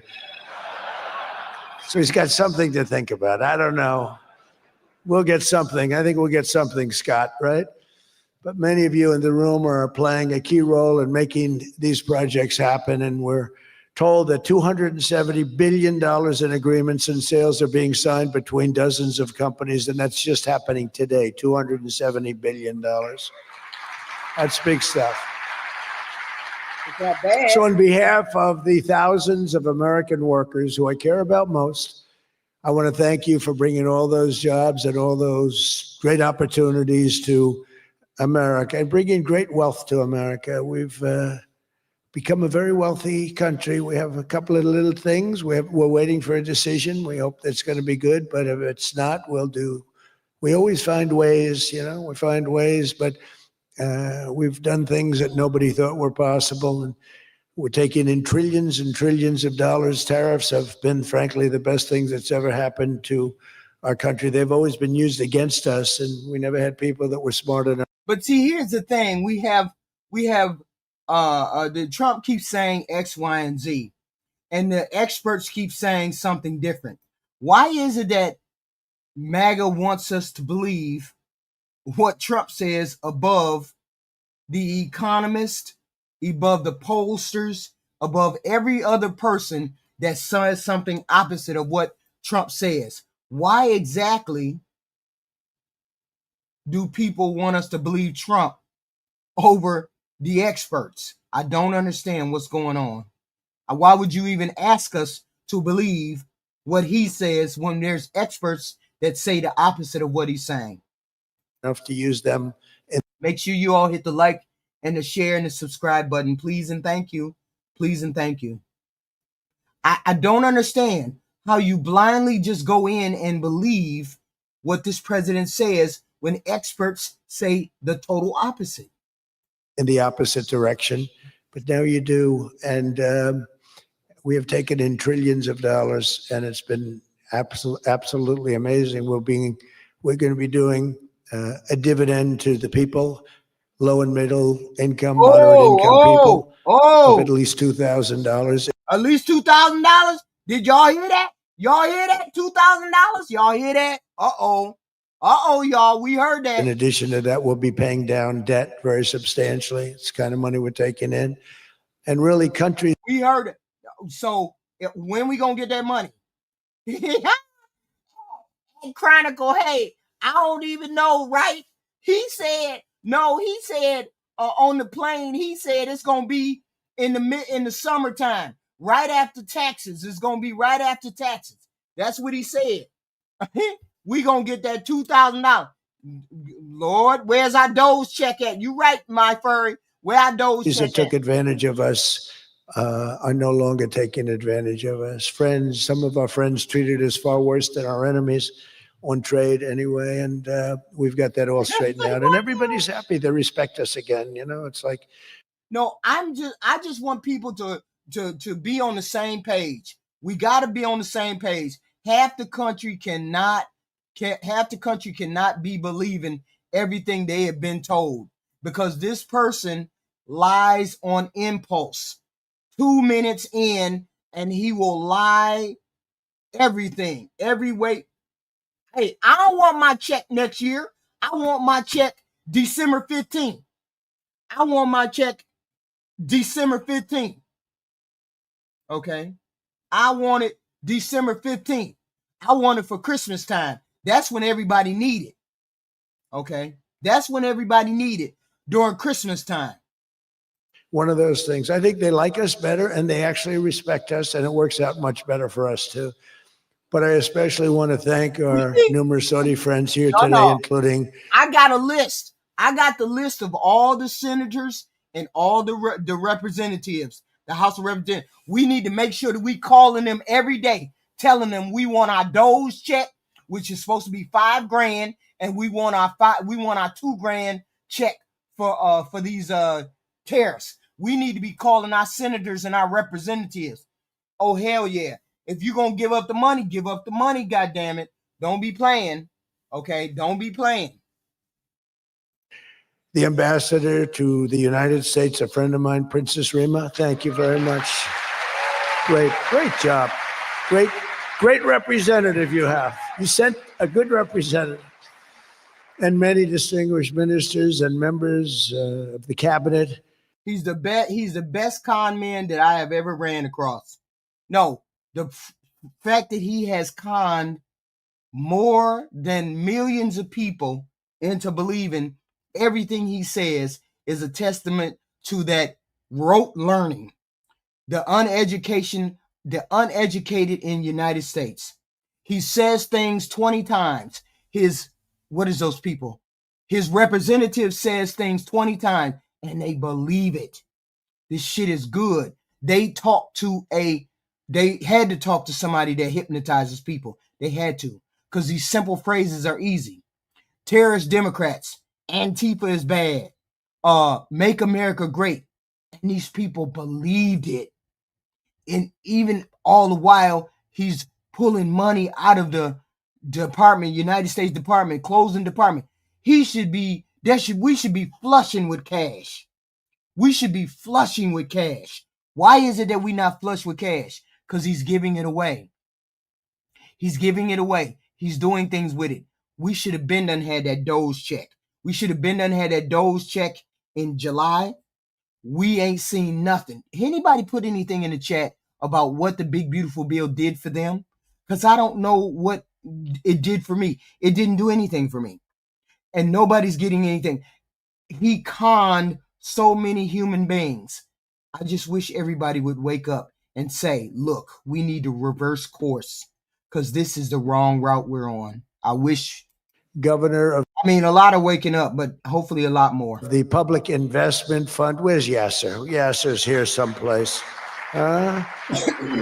Sometimes I can't. Please hit the like and the share and the subscribe. Please hit the share. Yeah, I want my $7 grand, Renee. I want my $7 grand. Okay, I want $7 grand. You talking to $7 grand? I don't believe nothing you say, but I want my $7 grand. That's the way I look at it. I want my $7 grand, and you can keep talking to the goofies. You can keep hypnotizing the MAGA people, but I want my $7 grand. I see him dressed both ways. I don't know. It's cooler than Eric. If you think it was the Democrats, then you're really on the goofy train, and you're one of the MAGAs that are hypnotized. You're a zombie. that way. I'd dress that way if I could.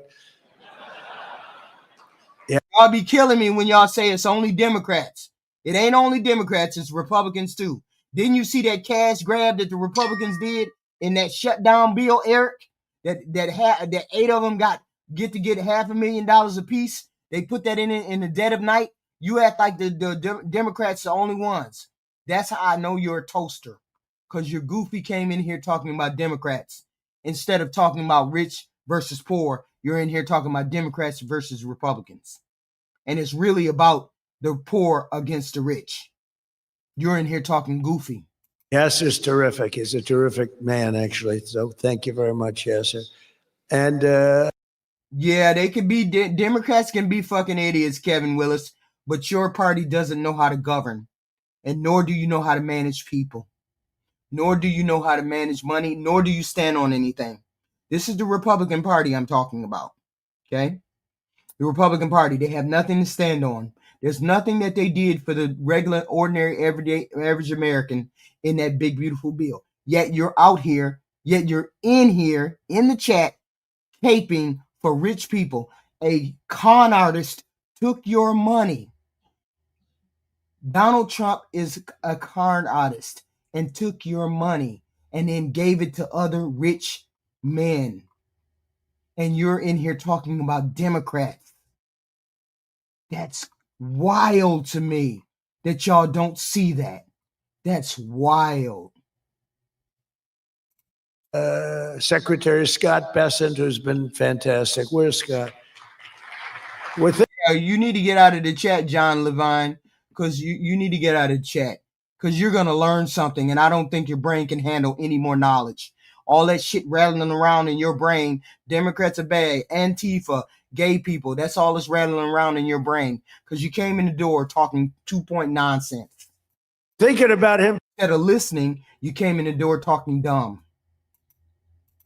For the Fed, but he wants no part of it. He likes being Secretary of the Treasury. I think we'll leave him. So let's cross your name off, right? Officially, right? Remember, you said that. And I'm going to keep crying until y'all get out of office because you don't know how to govern, you don't know how to manage people, and you don't know how to manage money. And you're lying to the American people. Yes, I'm going to keep crying until you're out of office. And thank God it's going to be soon enough. I love the Fed job. To me, it's the easiest job in the world. You play golf for 28, 29 days, then you go and make a little speech. Yes, I am. How to live with a pacemaker. White trash. How to live with a pacemaker. White trash. I hope your numbers are off in that ticker. Tell everybody, in the case of the current guy, the wrong information because he has no clue. But if you have good instincts, it's all based on instincts. I see they want to hire 3,000 economists, 3,000 to report to the Fed chairman.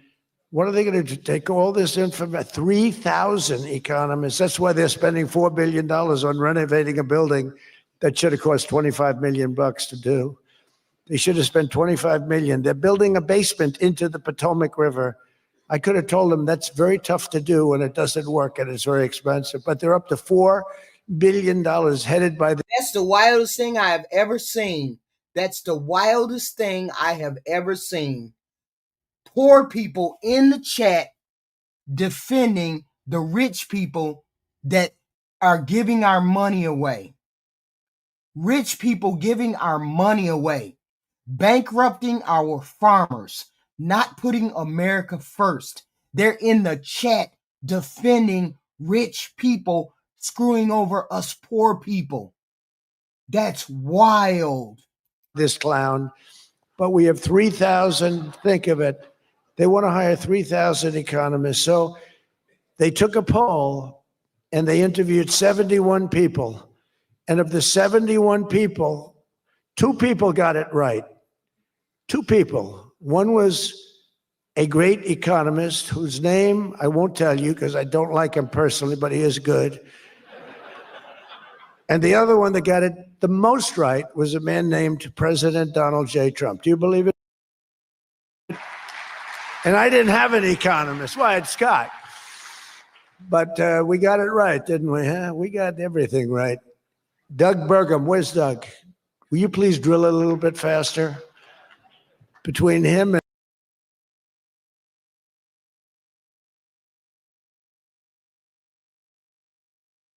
I don't know about y'all, but we need to have a revolution.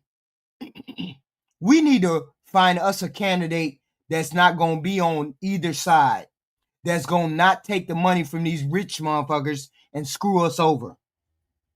And we need to back that candidate for real with small donations. $2 here, excuse me, $5 here, $2 here, $10 here. However, we need to do it because we need to get these people out of office because these people do not do us no good. I got a question, y'all. Why is it that we can't cut back on a few things here and there? And why can't people get a bonus? Every American get a bonus, like $500 every year for Christmas. Why we can't do that? I don't understand why we can't see some of the spoils. Why is it that everybody else gets to see some of the spoils and us regular middle of the road people don't never get to see some of the spoils? Why we can't have a $500 Christmas check every? So what? Who cares about socialism? I'm tired of y'all talking about socialism. Socialism is already here. Okay. I'm just saying something to help the American people have hope and have some kind of be able to put some goodwill back into this country. We can't never put no goodwill back into this country to the middle class. We just never can. We always gotta bump and grind, always hustle. We can't never see a break nowhere. They know good and well when they gave us that $2,000, that $2,000 or $2,500, whatever that was, that money went right back into the economy. That went right back into the United States. Okay. We're not talking about welfare recipients, are we? We're talking about middle average income people, 30,000, 150,000. Okay. And that's the whole thing. We can't never catch a break. We can't never 30,000, 150,000. That's why I always say that amount. Tell me what benefit any president is doing for somebody that's makes 30,000 to 150K. I want to know what president does what for the middle class people. What do they do? And I'll tell you, you and Chris, turn yourself in. It is not time for you to fucking crash out. That sentence means you're already tilted over the edge. Calm the fuck down. was great on television. And he's setting records. They're setting records, but I'll never be satisfied. Drill, we got elected. Drill we must, I called it. Drill, baby, drill. Con Edison, a great utility from New York many years ago, they used to have it said, drill we must and dig we must. So when they were digging in a road, they'd have a sign, dig we must. Well, now we're putting those utilities to shame because I'm allowing all of those AI plants that are being built to build their own electric generating force, and they're building them like nobody's ever seen, and they're coming up with ideas and new contraptions like nobody's ever seen. And this way they can't blame me for not producing electric. I said, you produce it yourself. And actually they didn't believe I was saying that because nobody ever thought of a thing like that. They're building a massive plant. They were going to hook it up to a 200-year-old grid. And that wasn't going to work because there's no way of doing that. No way we could have done that. And I had the idea. This was my idea, approved by a couple of people. I said, why wouldn't that happen? They're building a plant for $50 billion. If you build a shopping center for $50 million, it's okay. It's not a bad shopping center. 500 million, you're talking about top of the line. 50 billion. So when it was first explained, they're spending 50 billion. I said, no, you mean 50 million. No, sir. We mean 50 billion. And then I saw some of them that were the size of Manhattan. I said, they did mean 50 billion. And I said, well, what you're going to do is with that, how would you like to build your own electric generating plant? And they looked at me like I was crazy because something like that, they really didn't understand it. The smart guys, they didn't understand it. They said to me at the next meeting, sir, the biggest problem we have will be electricity. I said, you don't understand. I told you last week, you're going to build your own. I'm giving you approval to build your own plant, and you will be approved within a period of 2 to 3 weeks. It used to take 20 years prior to termination. In other words, you would wait 20 years and you wouldn't make it. You'd be voted down 5 to 4. I said, we're getting you approved in a 2-week, 3-week period. In fact, Lee Zeldin, one of the superstars of this administration, I said, Lee, if it's oil and gas, get them approved in 2 weeks. If it's nuclear, add another week. Because some are going nuclear and they're doing, be careful. They better be careful, but they are going to be careful. They're the greatest people in the world. So now they come back and they actually believed it. And now they're being approved rapidly. And we have things being built, the likes of which nobody's ever seen. We're leading China by a lot in AI. And we're also bringing auto plants in from Canada and from Mexico. They took them and they're all coming back. They're all coming back because of tariffs. If we didn't have tariffs, they like the fact that we won the election by a landslide on November 5th. That helped. But they're all coming back, and they're coming back from Germany and Japan. Toyota just announced, as you know, $10 billion worth of new plants. They just announced it last week. I went to various countries, and Japan was one of them. And Toyota's coming in with a $10 billion investment in 4 or 5 plants. Now, we're going to be more advanced than we were. So we led the car industry like 100%. 50 years ago. We led the chip industry 30, 40 years ago. We had 100%. Then people came in and started taking it. I don't blame them, Taiwan, etc. They took 100% because we had no president that protected our industry. If we would have said, it's wonderful that you're going to Taiwan, we think it's great, but when you sell your product back into this country, there will be a 250% tariff. Nobody would have left. Nobody would have left. And Intel would have been a giant. Intel would have been, where's Jensen? Intel would have blown, well, he now owns a big chunk of Intel. He's got it figured all different ways. Where are you, Jensen? Stand up.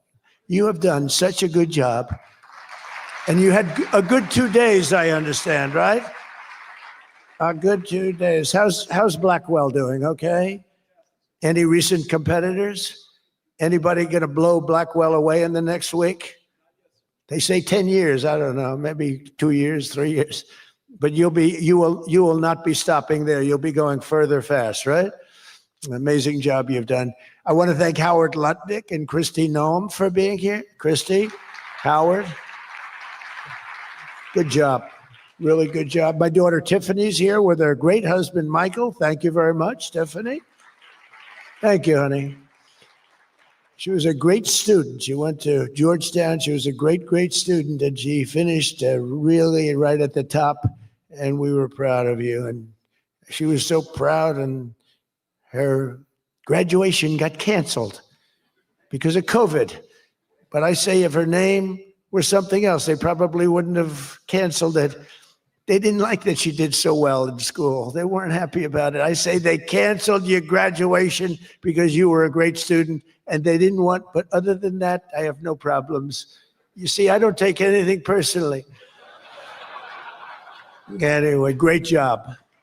And of course, hundreds of the top minds in technology, finance, and private enterprise from both Saudi Arabia and the United States. But my message to all of the leaders and investors with us today, and they are the best in the world, is very simple. Under the Trump administration, America is back, and America. That's all he can do is self-promote. He is the biggest self-promoter that you have. This is wild. Every time he gets on the world stage. Every time. I don't know whether to be embarrassed or what. What's going on? Every time. America is open for business, and America is actually stronger than it's ever been before, ever. We rebuilt the military in my first term. Foolishly, we gave a little bit to Afghanistan, but not very much compared to what we built. But now we're building it at levels that we've never done before. And in addition to that, we're sending a lot out to our allies, and we're making it possible for them to get it. I want those companies to build more plants, to build it faster. We want them to build it faster. The biggest problem we have is we have a backlog because it's so good. Every country wants our missiles, our jets. They want everything we have, and we got to go faster. We just have a new plane, the F-47. It won a very strong competition. It's the newest, and that was won by Boeing. Boeing is doing, by the way, Boeing is doing an amazing job of coming back. We'd love to hear what he spent billions of dollars on Stonegate. Please put it in the chat. What $100 billion did Biden spend on illegal aliens? Please put that in the chat so we can source it. Otherwise, are you pulling facts out of your ass? I don't understand. Please put it in the chat what you mean by spending $100 billion on illegals and nothing on black people. Nothing on white people, apparently, either. $100 billion. They spent it all on the illegal alien. Woo, who did they spend that? Where, what? Please put your source in the chat. See, they just be talking out their ass. Don't be talking about nothing. Kelly is doing a great job. Please hit the like button, the share, subscribe, please and thank you. Yes, this is current. They're really moving, and it's really great to see. But they won the competition for the jet fighter. No, it's up to you to do math, white trash. You're the one putting shit in the chat. It's up to you to do white trash. And anyway, the only person that's in this chat, the only person that's in here is me. And I'm the only black person in here. Are you calling me a chimp, white trash? Mr. Sud? Wait a minute. Why the hell are you back in my chat? Why the hell are you back in my chat? Fucking dumb toaster. Why are you in my chat? And they say it reaches levels that has never. Oh no, I'm not angry. I'm over here rolling. I'm over here rolling at your white trash friend, Mr. Suds, who thinks calling me chimp gives me any kind of agitation at all.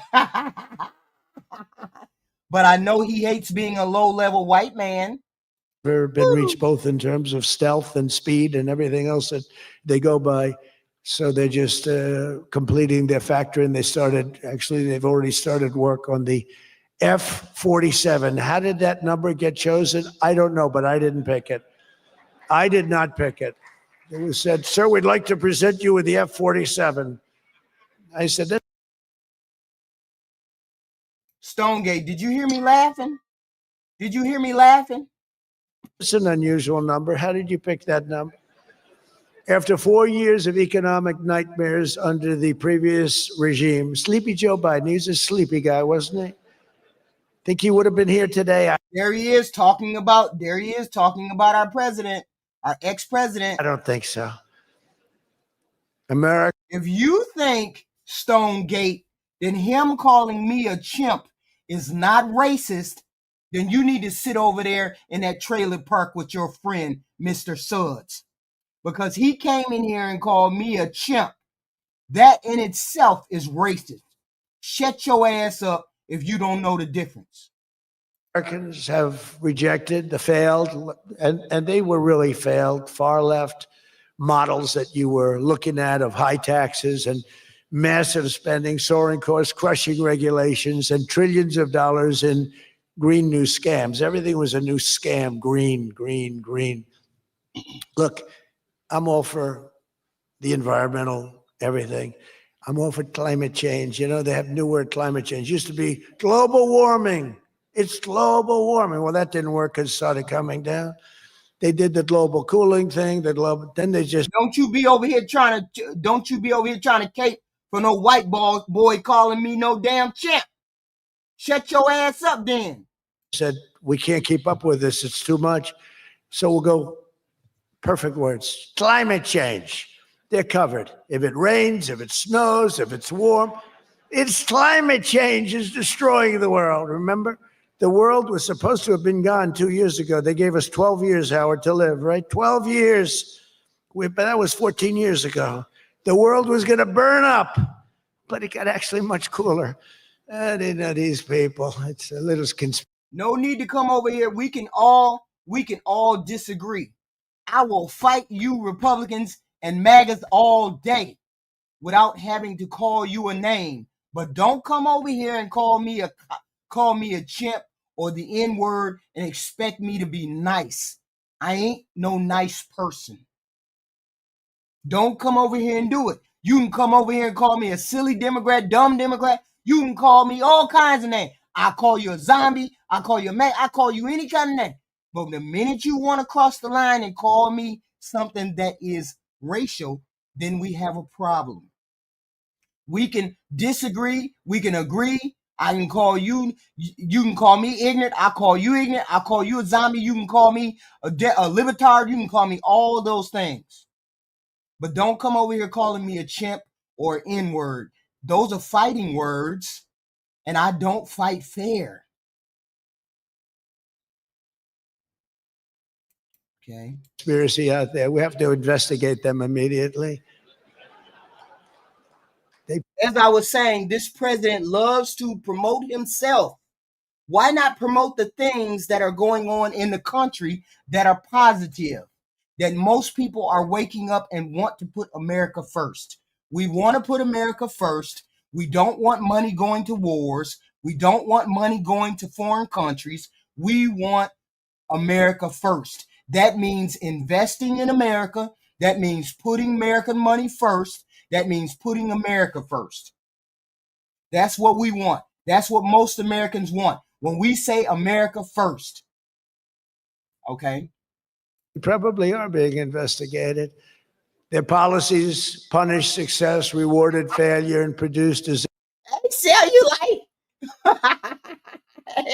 disaster, including the worst inflation in our country's history. We had the worst inflation in history, and now we have. If I quit being a hater, shut up, Stone. I I ain't no damn hater. A beautiful normal inflation is going to come down over the next few months a little bit more. Okay, I'm going to give Donald Trump a compliment. I'm going to give him a compliment right now. Everybody pull your shit out and make sure you record this shit. Donald Trump can sell ice to a fucking Eskimo. He is just that damn good convincing people, and I wish he would use that fucking convention overseas to get more better deals than the United States than scamming us. That's the compliment I'm finna give him. He can sell ice cream to a Eskimo. That's all I'm gonna say. That's a compliment, ain't it?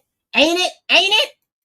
But we have a nice normal inflation. We had the highest inflation in the history of our country. 9 months ago, our country was dead. But now America is the hottest country anywhere in the world. We're the hottest country. I don't care what country you're with. America is the hottest country considered. And we did this in a period of 9 months. We're a little longer than that, but it took me about 2 weeks to get started. We're rewarding those who build and create, invent, and invest in the USA. And you know, our tax, our big, I call it the great big beautiful bill. It's the biggest bill ever passed in the history of Congress. And Scott and I and all of us, we sat down and we said, let's do it, along with the Speaker and John Thune and everybody, said, let's do it all in one bill. And a lot of people were totally, they said, you'll never get it approved. And we didn't have a huge majority. We had a huge. I just don't like the promotion of self. You know what I'm saying? Just stop promoting self. Promote the country, not just promote not just promote what he done.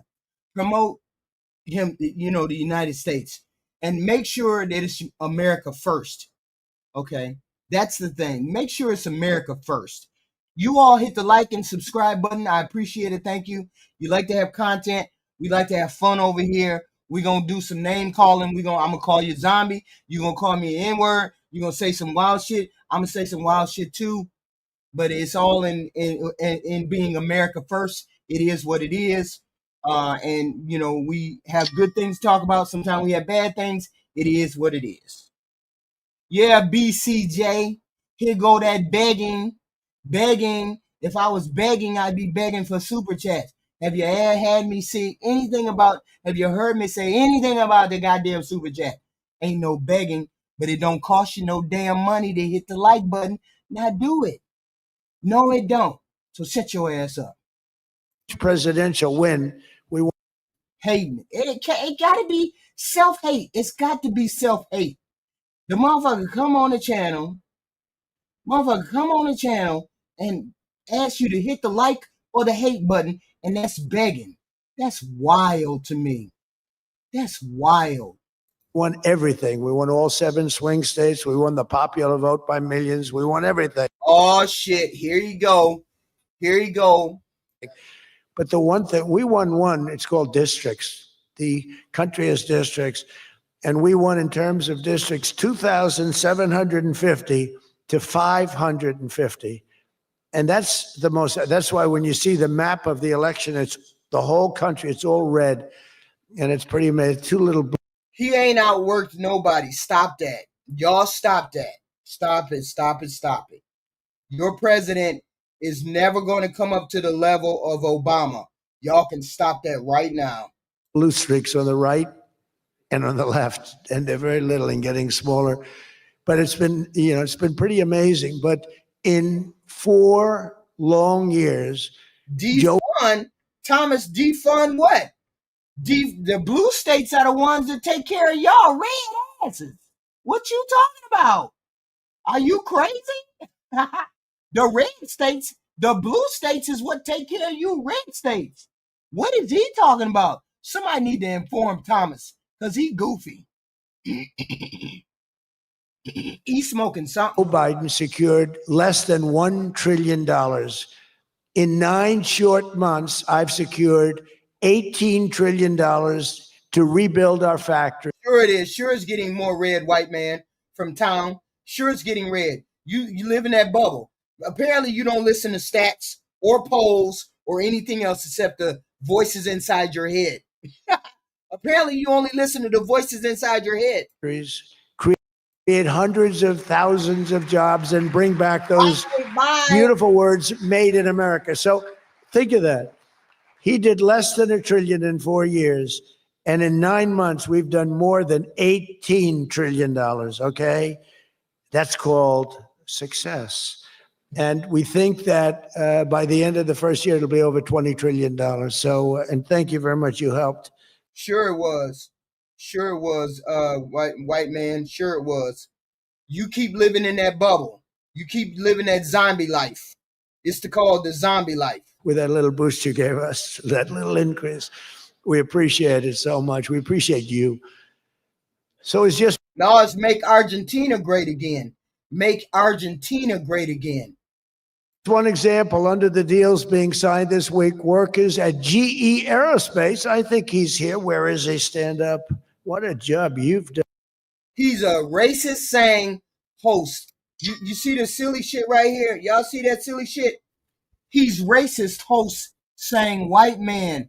Wow. If you took the time to look at something, BCJ, dumb toaster, you'd know that the name is white man, dumb toaster. That's why I'm calling him white man, because that's his name. Just like BCJ is yours, dumb toaster, his name is white man, dumb toaster. Done with your new engines. And where are you? You're there. It's not a very good location for you. I thought you have been amazing. Great new engine that's supposed to be more efficient, more powerful, and less costly. That's not a bad combination. But GE Aerospace will soon be. We got to deal with the zombies in the chat, y'all. We got to deal with the zombies. Delivering dozens of new airplane engines for 787 Dreamliners in Saudi Arabia's commercial fleet. Big order. It was a big order just secured. Hey, 34 felonies. I don't know how he became president either, but he became president. Look, when all the dumb people vote, this is what happens. Dumb people vote for dumb people. Jimmy stole money from the cash register at the job, and then they vote for Jimmy to be store president. That's crazy. This is where we at. What does it say that our people follow a clown down a rabbit hole? Every new job and every new factory created by these announcements builds up our middle class and it really strengthens the industrial backbone of America. And, you know, I view it differently. I used to view it as it's great, great, great. The stock goes up. I view it, everything is jobs now, because I don't care. I care about jobs. And we have more jobs. It was just announced. We have more jobs right now than we've ever had in the history of our country. Those are big. You know that the job report was manufactured, right? We can't believe the jobs report. Y'all do know that, right?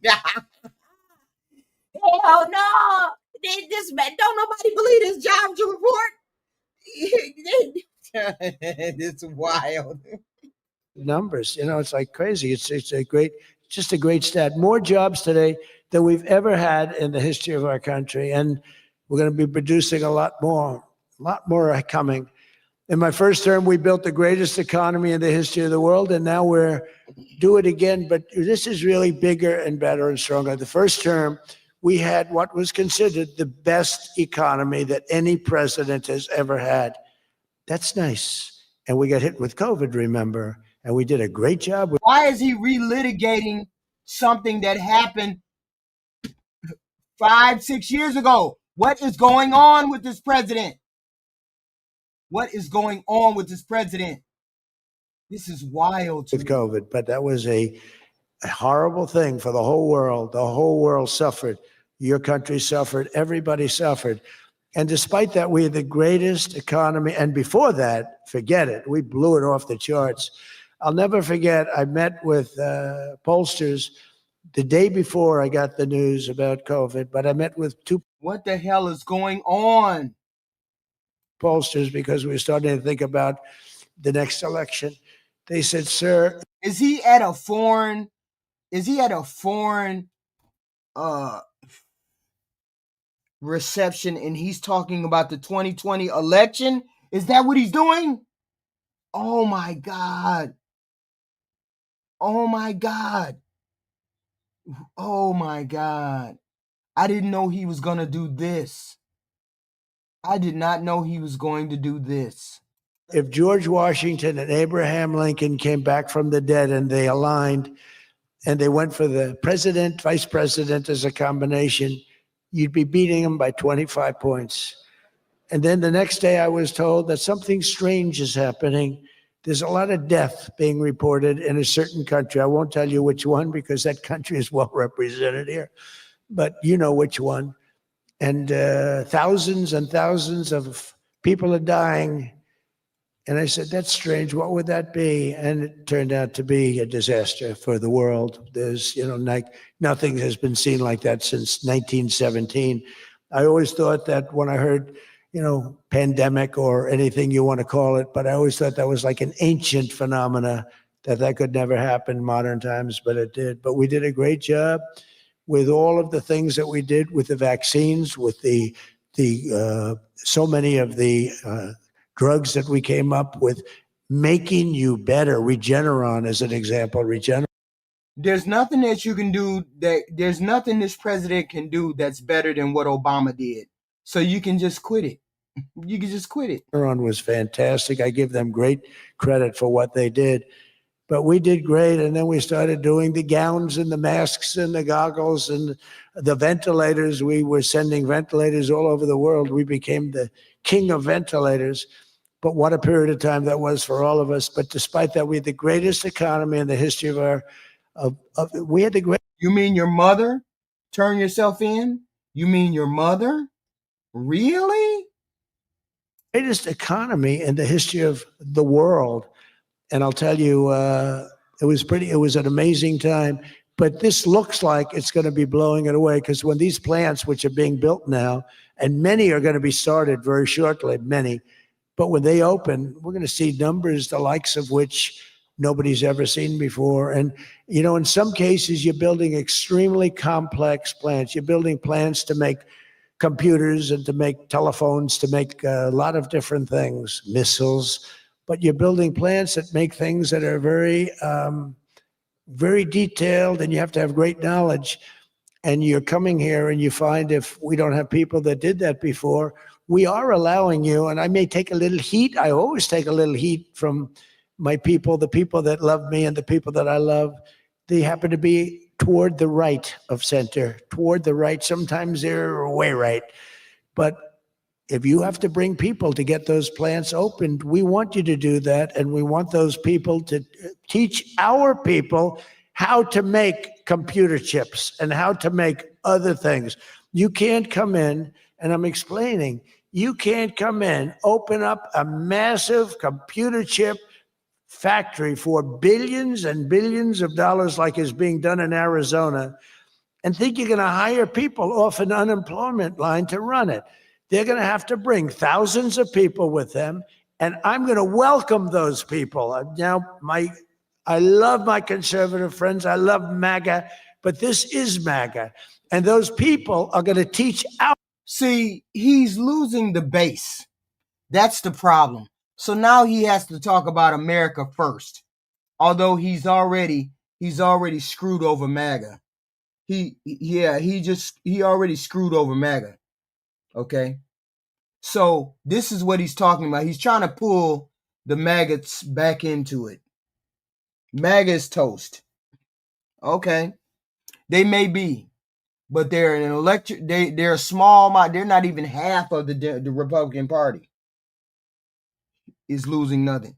The point is, his ratings are down in the dump. The Republicans are down in the dump. The Democrats don't have a message. Democrats don't have shit. But the one thing they do have is that the fact that they ain't doing jack shit, and they're still beating the Republicans. They're still beating the Republicans, and they don't have shit. They got dog shit for a message. They have dog shit for leadership, and they're still beating the Republicans, which means They hate the Republicans. Oh no, we haven't gotten up the hill. Your party, the Republican Party, now that's a collapse. We're down in the dumps and we're still beating you Republicans. We still had a blue wave. That's amazing. We ain't got jack shit for message. We ain't got jack shit for leadership, but we still beating the Republicans, which means they can't stand you Republicans. Our people how to make computer chips, and in a short period of time, our people are going to be doing great, and those people can go home where they probably always want to be. You know, when people are bored. I hate the fact that we don't have no kind of party. We don't have no party. We don't have no leadership. We don't have jack shit. And it's fucked up that we're still beating the Republicans. That's wild. Don't worry about what the Democrats did. Don't worry about the Democrats in these Epstein files. You worry about your president being in the Epstein files. You just worry about him being in the Epstein file, because you know what your president is about to do? Your president is about to suppress the release of the files. He's about to do that. And once he does that, then we know he's in on the Epstein files. We know he's in on them because he's going to suppress those files. He's going to say, oh, it's under investigation, even though those files just came out from being investigated in 2022 or 23. They were already investigated. Everything has been investigated already. They just came out of investigation. The president is going to order Bondi to put them back into investigation. That's how we know the president is corrupt. No, cannibalism, you're a zombie. He didn't release them because they were under investigation. How many times do we got to tell you maggots this? They were under investigation. That's why he didn't release them. And we had the goofy, whoever that attorney general was, didn't want to appear as though he was being partisan. So he didn't want to do anything to raise any kind of flags. They were under investigation and they came out from under investigation in 22 and 23. That's why Biden didn't release them. And Biden didn't run on releasing them. That's besides the fact.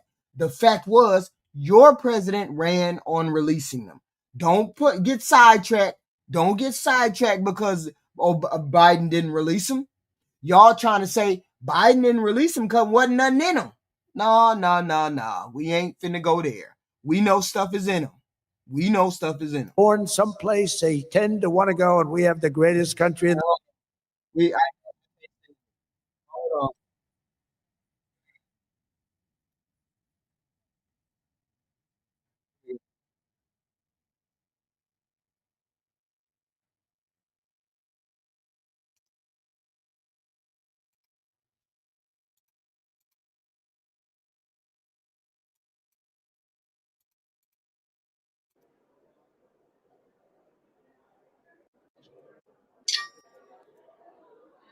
Here we go.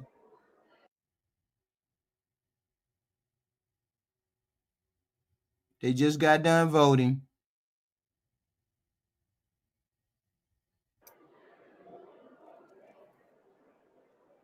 He didn't release the files because our guy didn't run on releasing the files.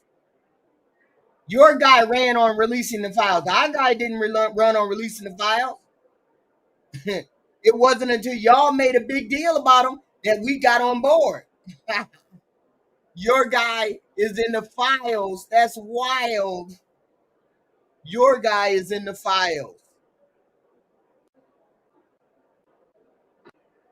And they mad because their guy is in the file.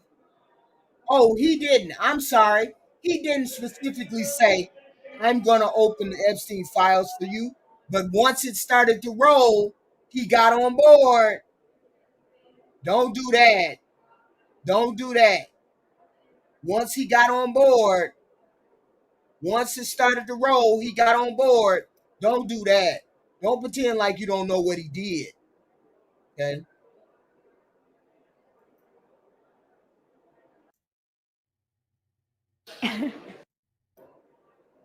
All right. Let's hear Nancy Pelosi. Let's hear Nancy Pelosi.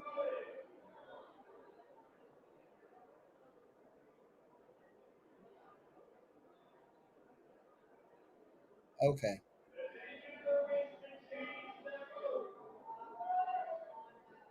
No, I don't think so, Thomas. Don't be making up shit. I'm pretty sure Trump went to some of them baby oil freak offs. I'm pretty sure.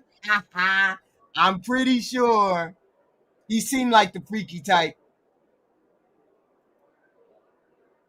I am pretty sure.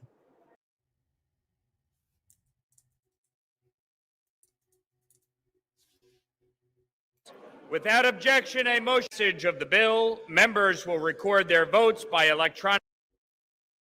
Hold on. Here we go.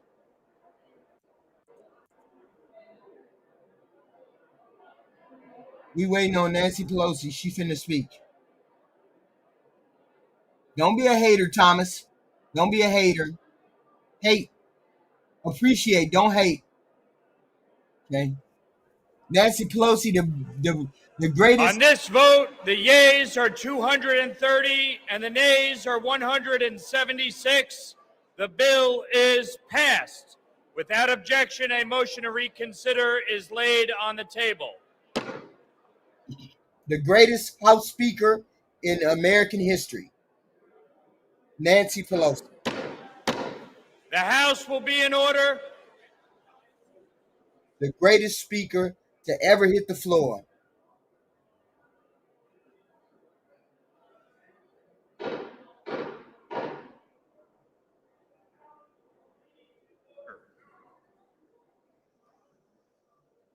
For what purpose does the gentlelady from California, Speaker Emerita Pelosi, rise? Mr. Speaker, I ask unanimous consent to speak out of order for 1 minute. Without objection, Speaker Emerita Pelosi is recognized. Thank you, Mr. Speaker. Mr. Speaker, I rise to honor a visionary, steadfast, and deeply respected leader. Put the evidence in the chat, Cannabis. See, y'all talk a good game, but don't have no proof. Shut your ass up if you ain't got no proof. You ain't got no proof of nothing. We ain't seen no proof of nothing. Otherwise, she would be indicted. That's how I know y'all just be talking. Indispensable participant in advancing our mission for the people, my longtime Chief of Staff, Terry McCullough. Terry.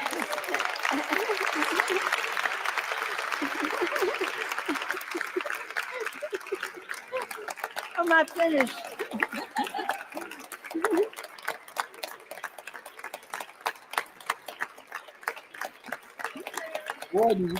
Boy, you need to calm down, white man from town. You the only one in here talking about white this and white that. You need to get a grip, because I think you lost it. Terry is stepping down this month to spend more time with her family, teenagers. Terry's service has been defined by wisdom, by warmth, and by her unwavering belief in the power of public service to improve private lives. From her beginnings as an intern in my San Francisco office, a district office nearly 30 years ago, to her outstanding leadership as Chief of Staff in the Speaker's office, Terry has embodied the very best of her core values: integrity, excellence, and compassion. Terry made history as the first woman to serve as the Chief of Staff in the Speaker's office.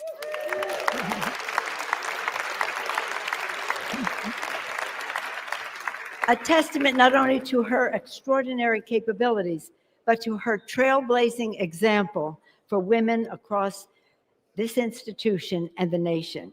Her leadership helped guide our work throughout times of enormous challenge and change, from strengthening our institution to delivering historic progress for working families. Her judgment, strategic insight, and care for every member of our office, our caucus, our Congress has been essential to our success. While we will miss her daily leadership, we wish her every happiness in the next chapter of her life.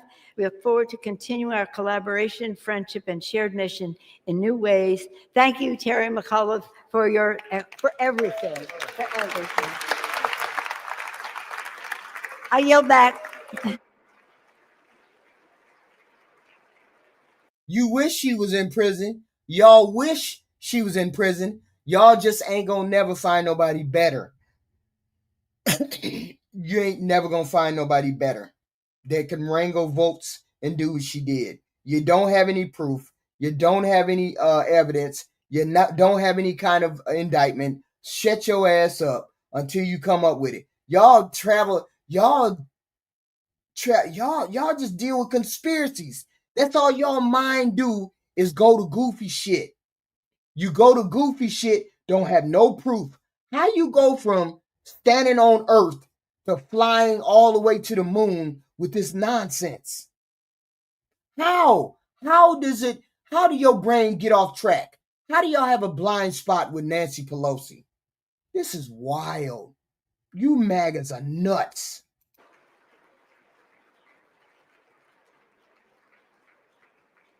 The gentlelady yields. Congratulations and thank you for your service. I talk to my ass just fine, Cars. I talk to your ass just fine, too. Pursuant to Clause 8 of Rule 20, the unfinished business is the vote on passage of H.R. 1949, on which the yeas and nays are ordered. The clerk... All the MAGAs are mad. The MAGAs are mad. They mad as hell. Burning hats and shit. They mad as hell. The MAGAs are mad as hell. Why y'all MAGAs mad as hell? Somebody explain to me why the MAGAs are mad as hell. Why? What's going on that y'all so mad? Y'all winning? Ain't y'all winning? I thought y'all winning. Why y'all? Will report the title of the bill. Union Calendar Number 225, H.R. 1949, a bill to repeal restrictions on export and import of natural gas. The question is on the passage of the bill. Members will record their votes by electronic device. This is a 5-minute vote.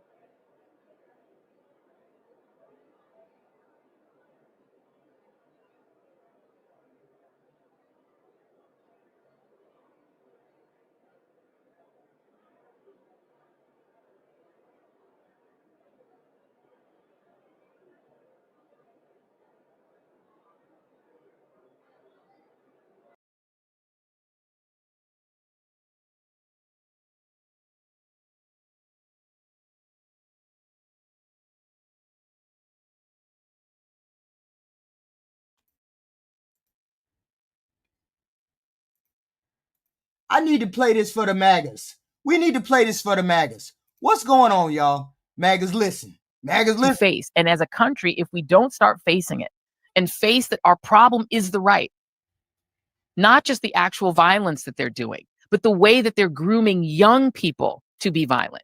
You all want to talk about Black culture? You want to have a conversation about hip hop culture? Let us have that in the Black community. We don't need y'all for that. You need to have a conversation about what's happening to young white men. You must have a conversation with them. You must find out why they're so angry that they're picking up the guns you're letting them get, that you're making easy for them to get. And why are so many mass shootings happen? This is an actual serious conversation we need for our country. And this conversation cannot be done by Barack Obama. Y'all. Yes. Please listen, you MAGAs. Please listen, because you're brain dead and you don't get it. We don't get it. You got all the things that you want and you're still mad. We don't get it. But see, that's the thing. You're never going to be better than what you are. And the whole point is you think you're better than other people, but you're just like every other person. And you're mad because this president made it seem as though you were empowered. You were supposed to be better than everybody else. You were supposed to be better than those Black folks, better than those people over there, better than those immigrants. And you've come to find out your life is just the same. Are not going to listen to him. It can't really be done by Bernie Sanders, although some of them listen to him. It Yeah, can't be done by AOC. right here. Jasmine Crockett can't do it. You on the right have to do it. And I don't know if there's a conservative who has the esteem of enough fellow conservatives to make that happen. Y'all ain't gonna listen to Mitt Romney. But there's got to be somebody that you guys are willing to listen to say that it's enough is enough. Why are y'all so angry? You have the White House, you have both houses of Congress, you have a Supreme Court that is completely obedient to your president. They're willing to give him unlimited power. They're willing to say that he can take SEAL Team 6 and kill anybody he wants. They were willing to affirm that. They're willing to say that ICE can racially profile anybody they want. The United States Supreme Court has said you can racially profile Latinos based on their accent or the way they look. You guys have everything you want. You have legal racial profiling. You've ended DEI. You've ended affirmative action. You get all the best jobs, even if you're not qualified. You can be a Fox Weekend host and be the Defense Department's Secretary of Defense. You can be Kash Patel and be a podcaster who wants to go to Valhalla and run the FBI, as long as you're conservative. You have everything. Why are y'all so angry? What the fuck are you angry about?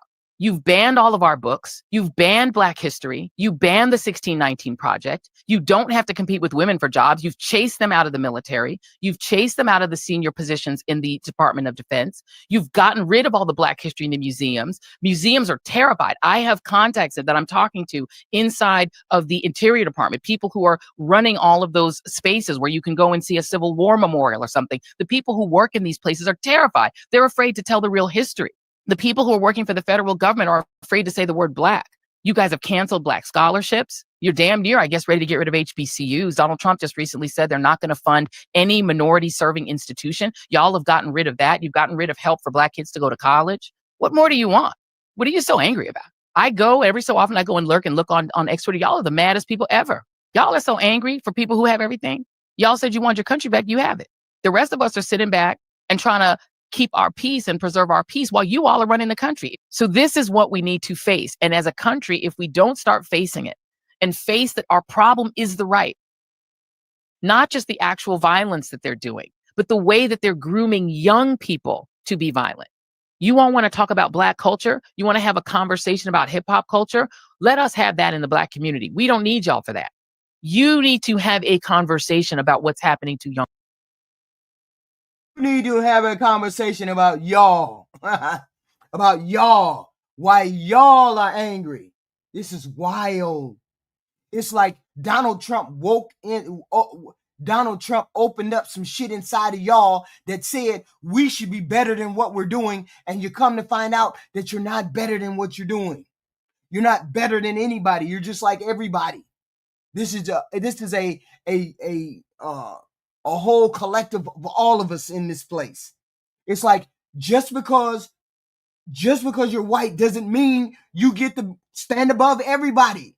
And it's like MAGA seems to think that what you want to come to fruition is not going to come to fruition.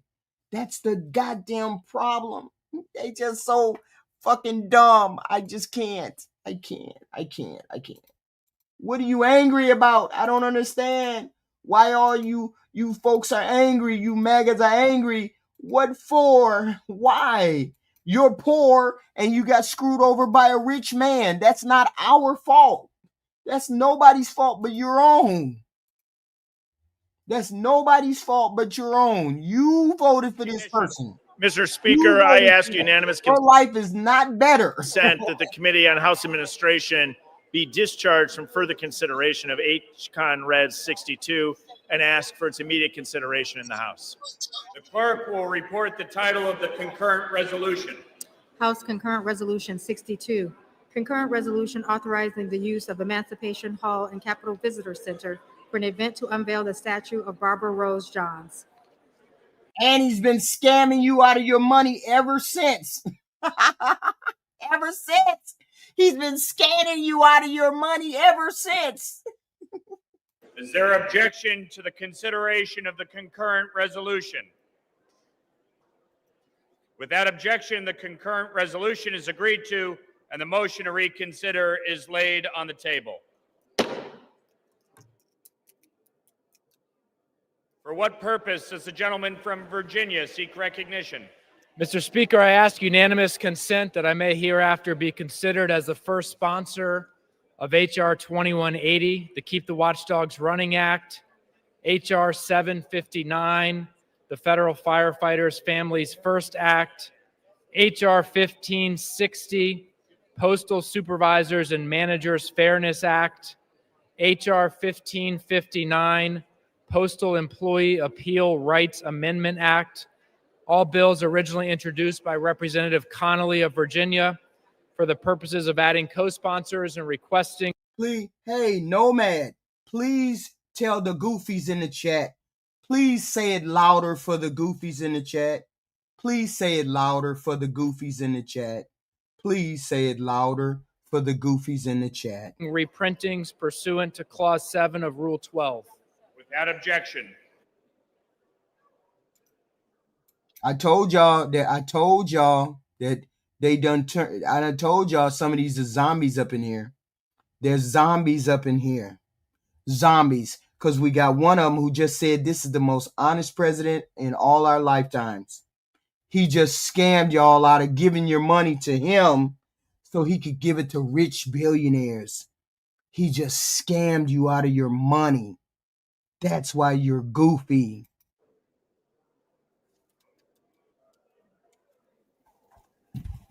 For what purpose does the gentleman from Rhode Island seek recognition?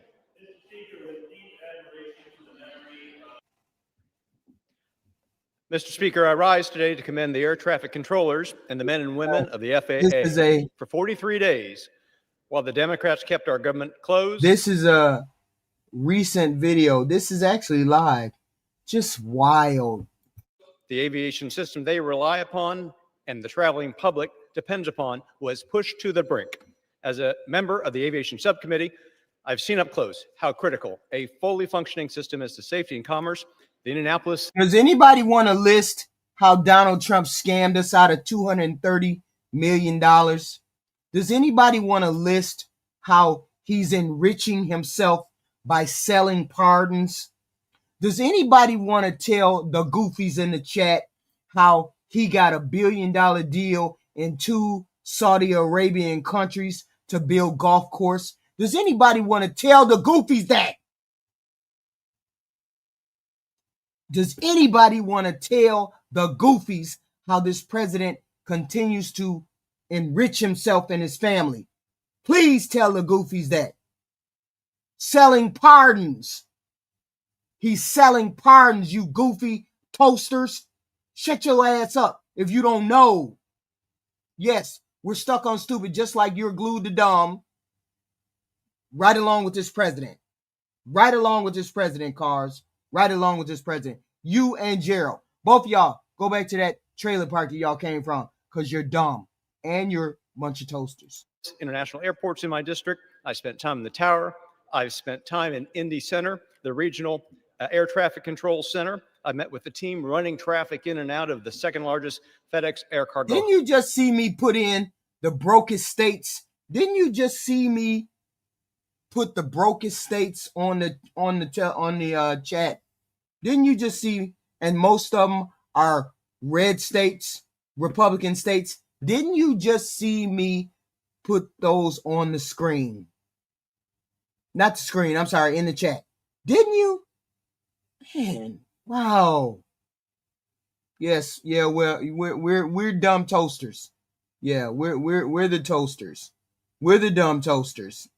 You didn't even know your president was enriching himself with money from the American people and giving it away to foreigners and giving it away to his kids. That's how ignorant you are. Okay? Just because you're ignorant doesn't mean the rest of us are. Hub in our district, when the good people who keep our skies moving tell you what's at stake, you pay attention. Let's be clear. Let's just put this one fact on the table.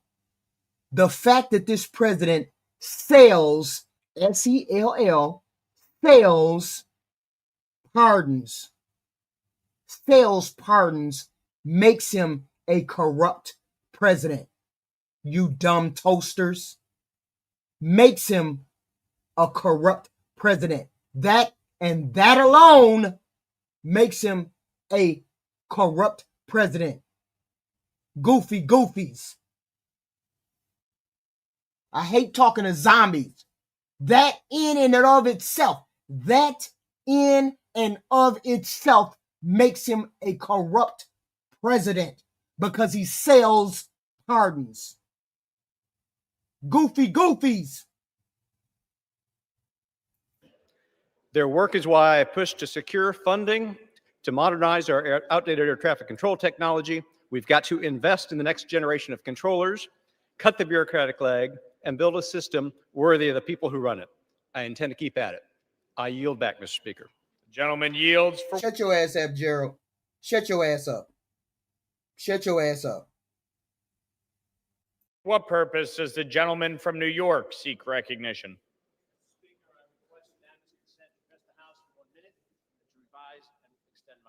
Without objection.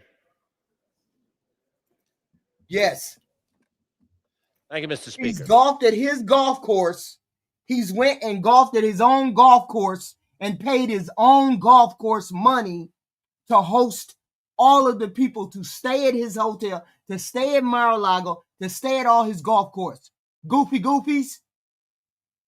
That's called enriching yourself. Goofies.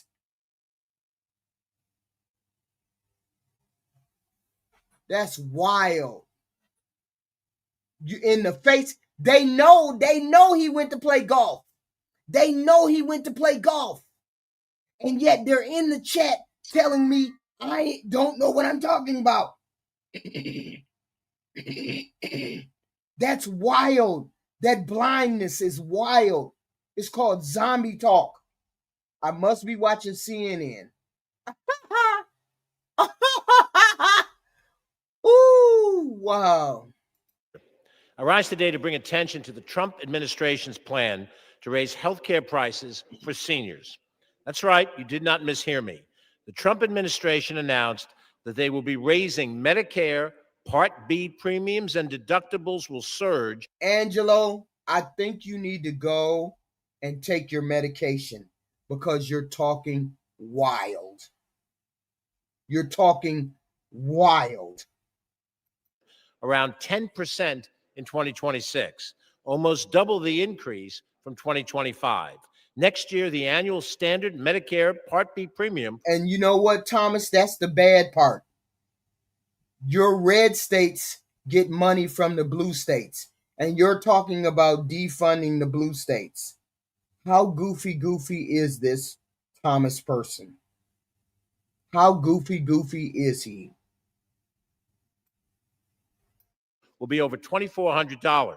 Seniors and disabled enrollees rely on Medicare Part B to cover costs for outpatient hospital care, ambulance services, preventative screenings, medical equipment, certain prescription drugs, and more. If that's not enough, since Medicare premiums are typically deducted from Social Security payments, the average anticipated cost of living increase for Social Security will be reduced by almost a third. Many seniors who could have seen an increase of about $56 in their monthly Social Security payments will be lucky to see $38 after premium increases. This administration continues to attack Americans' access to health care and undermine affordability. This is simply a disgrace. Thank you, Mr. Speaker, and I yield back. Gentleman's time has expired. For what purpose does the gentlelady from North Dakota seek recognition? Speaker, I seek unanimous consent to address the House for 1 minute and to revise and extend my remarks. The gentlelady is recognized without objection.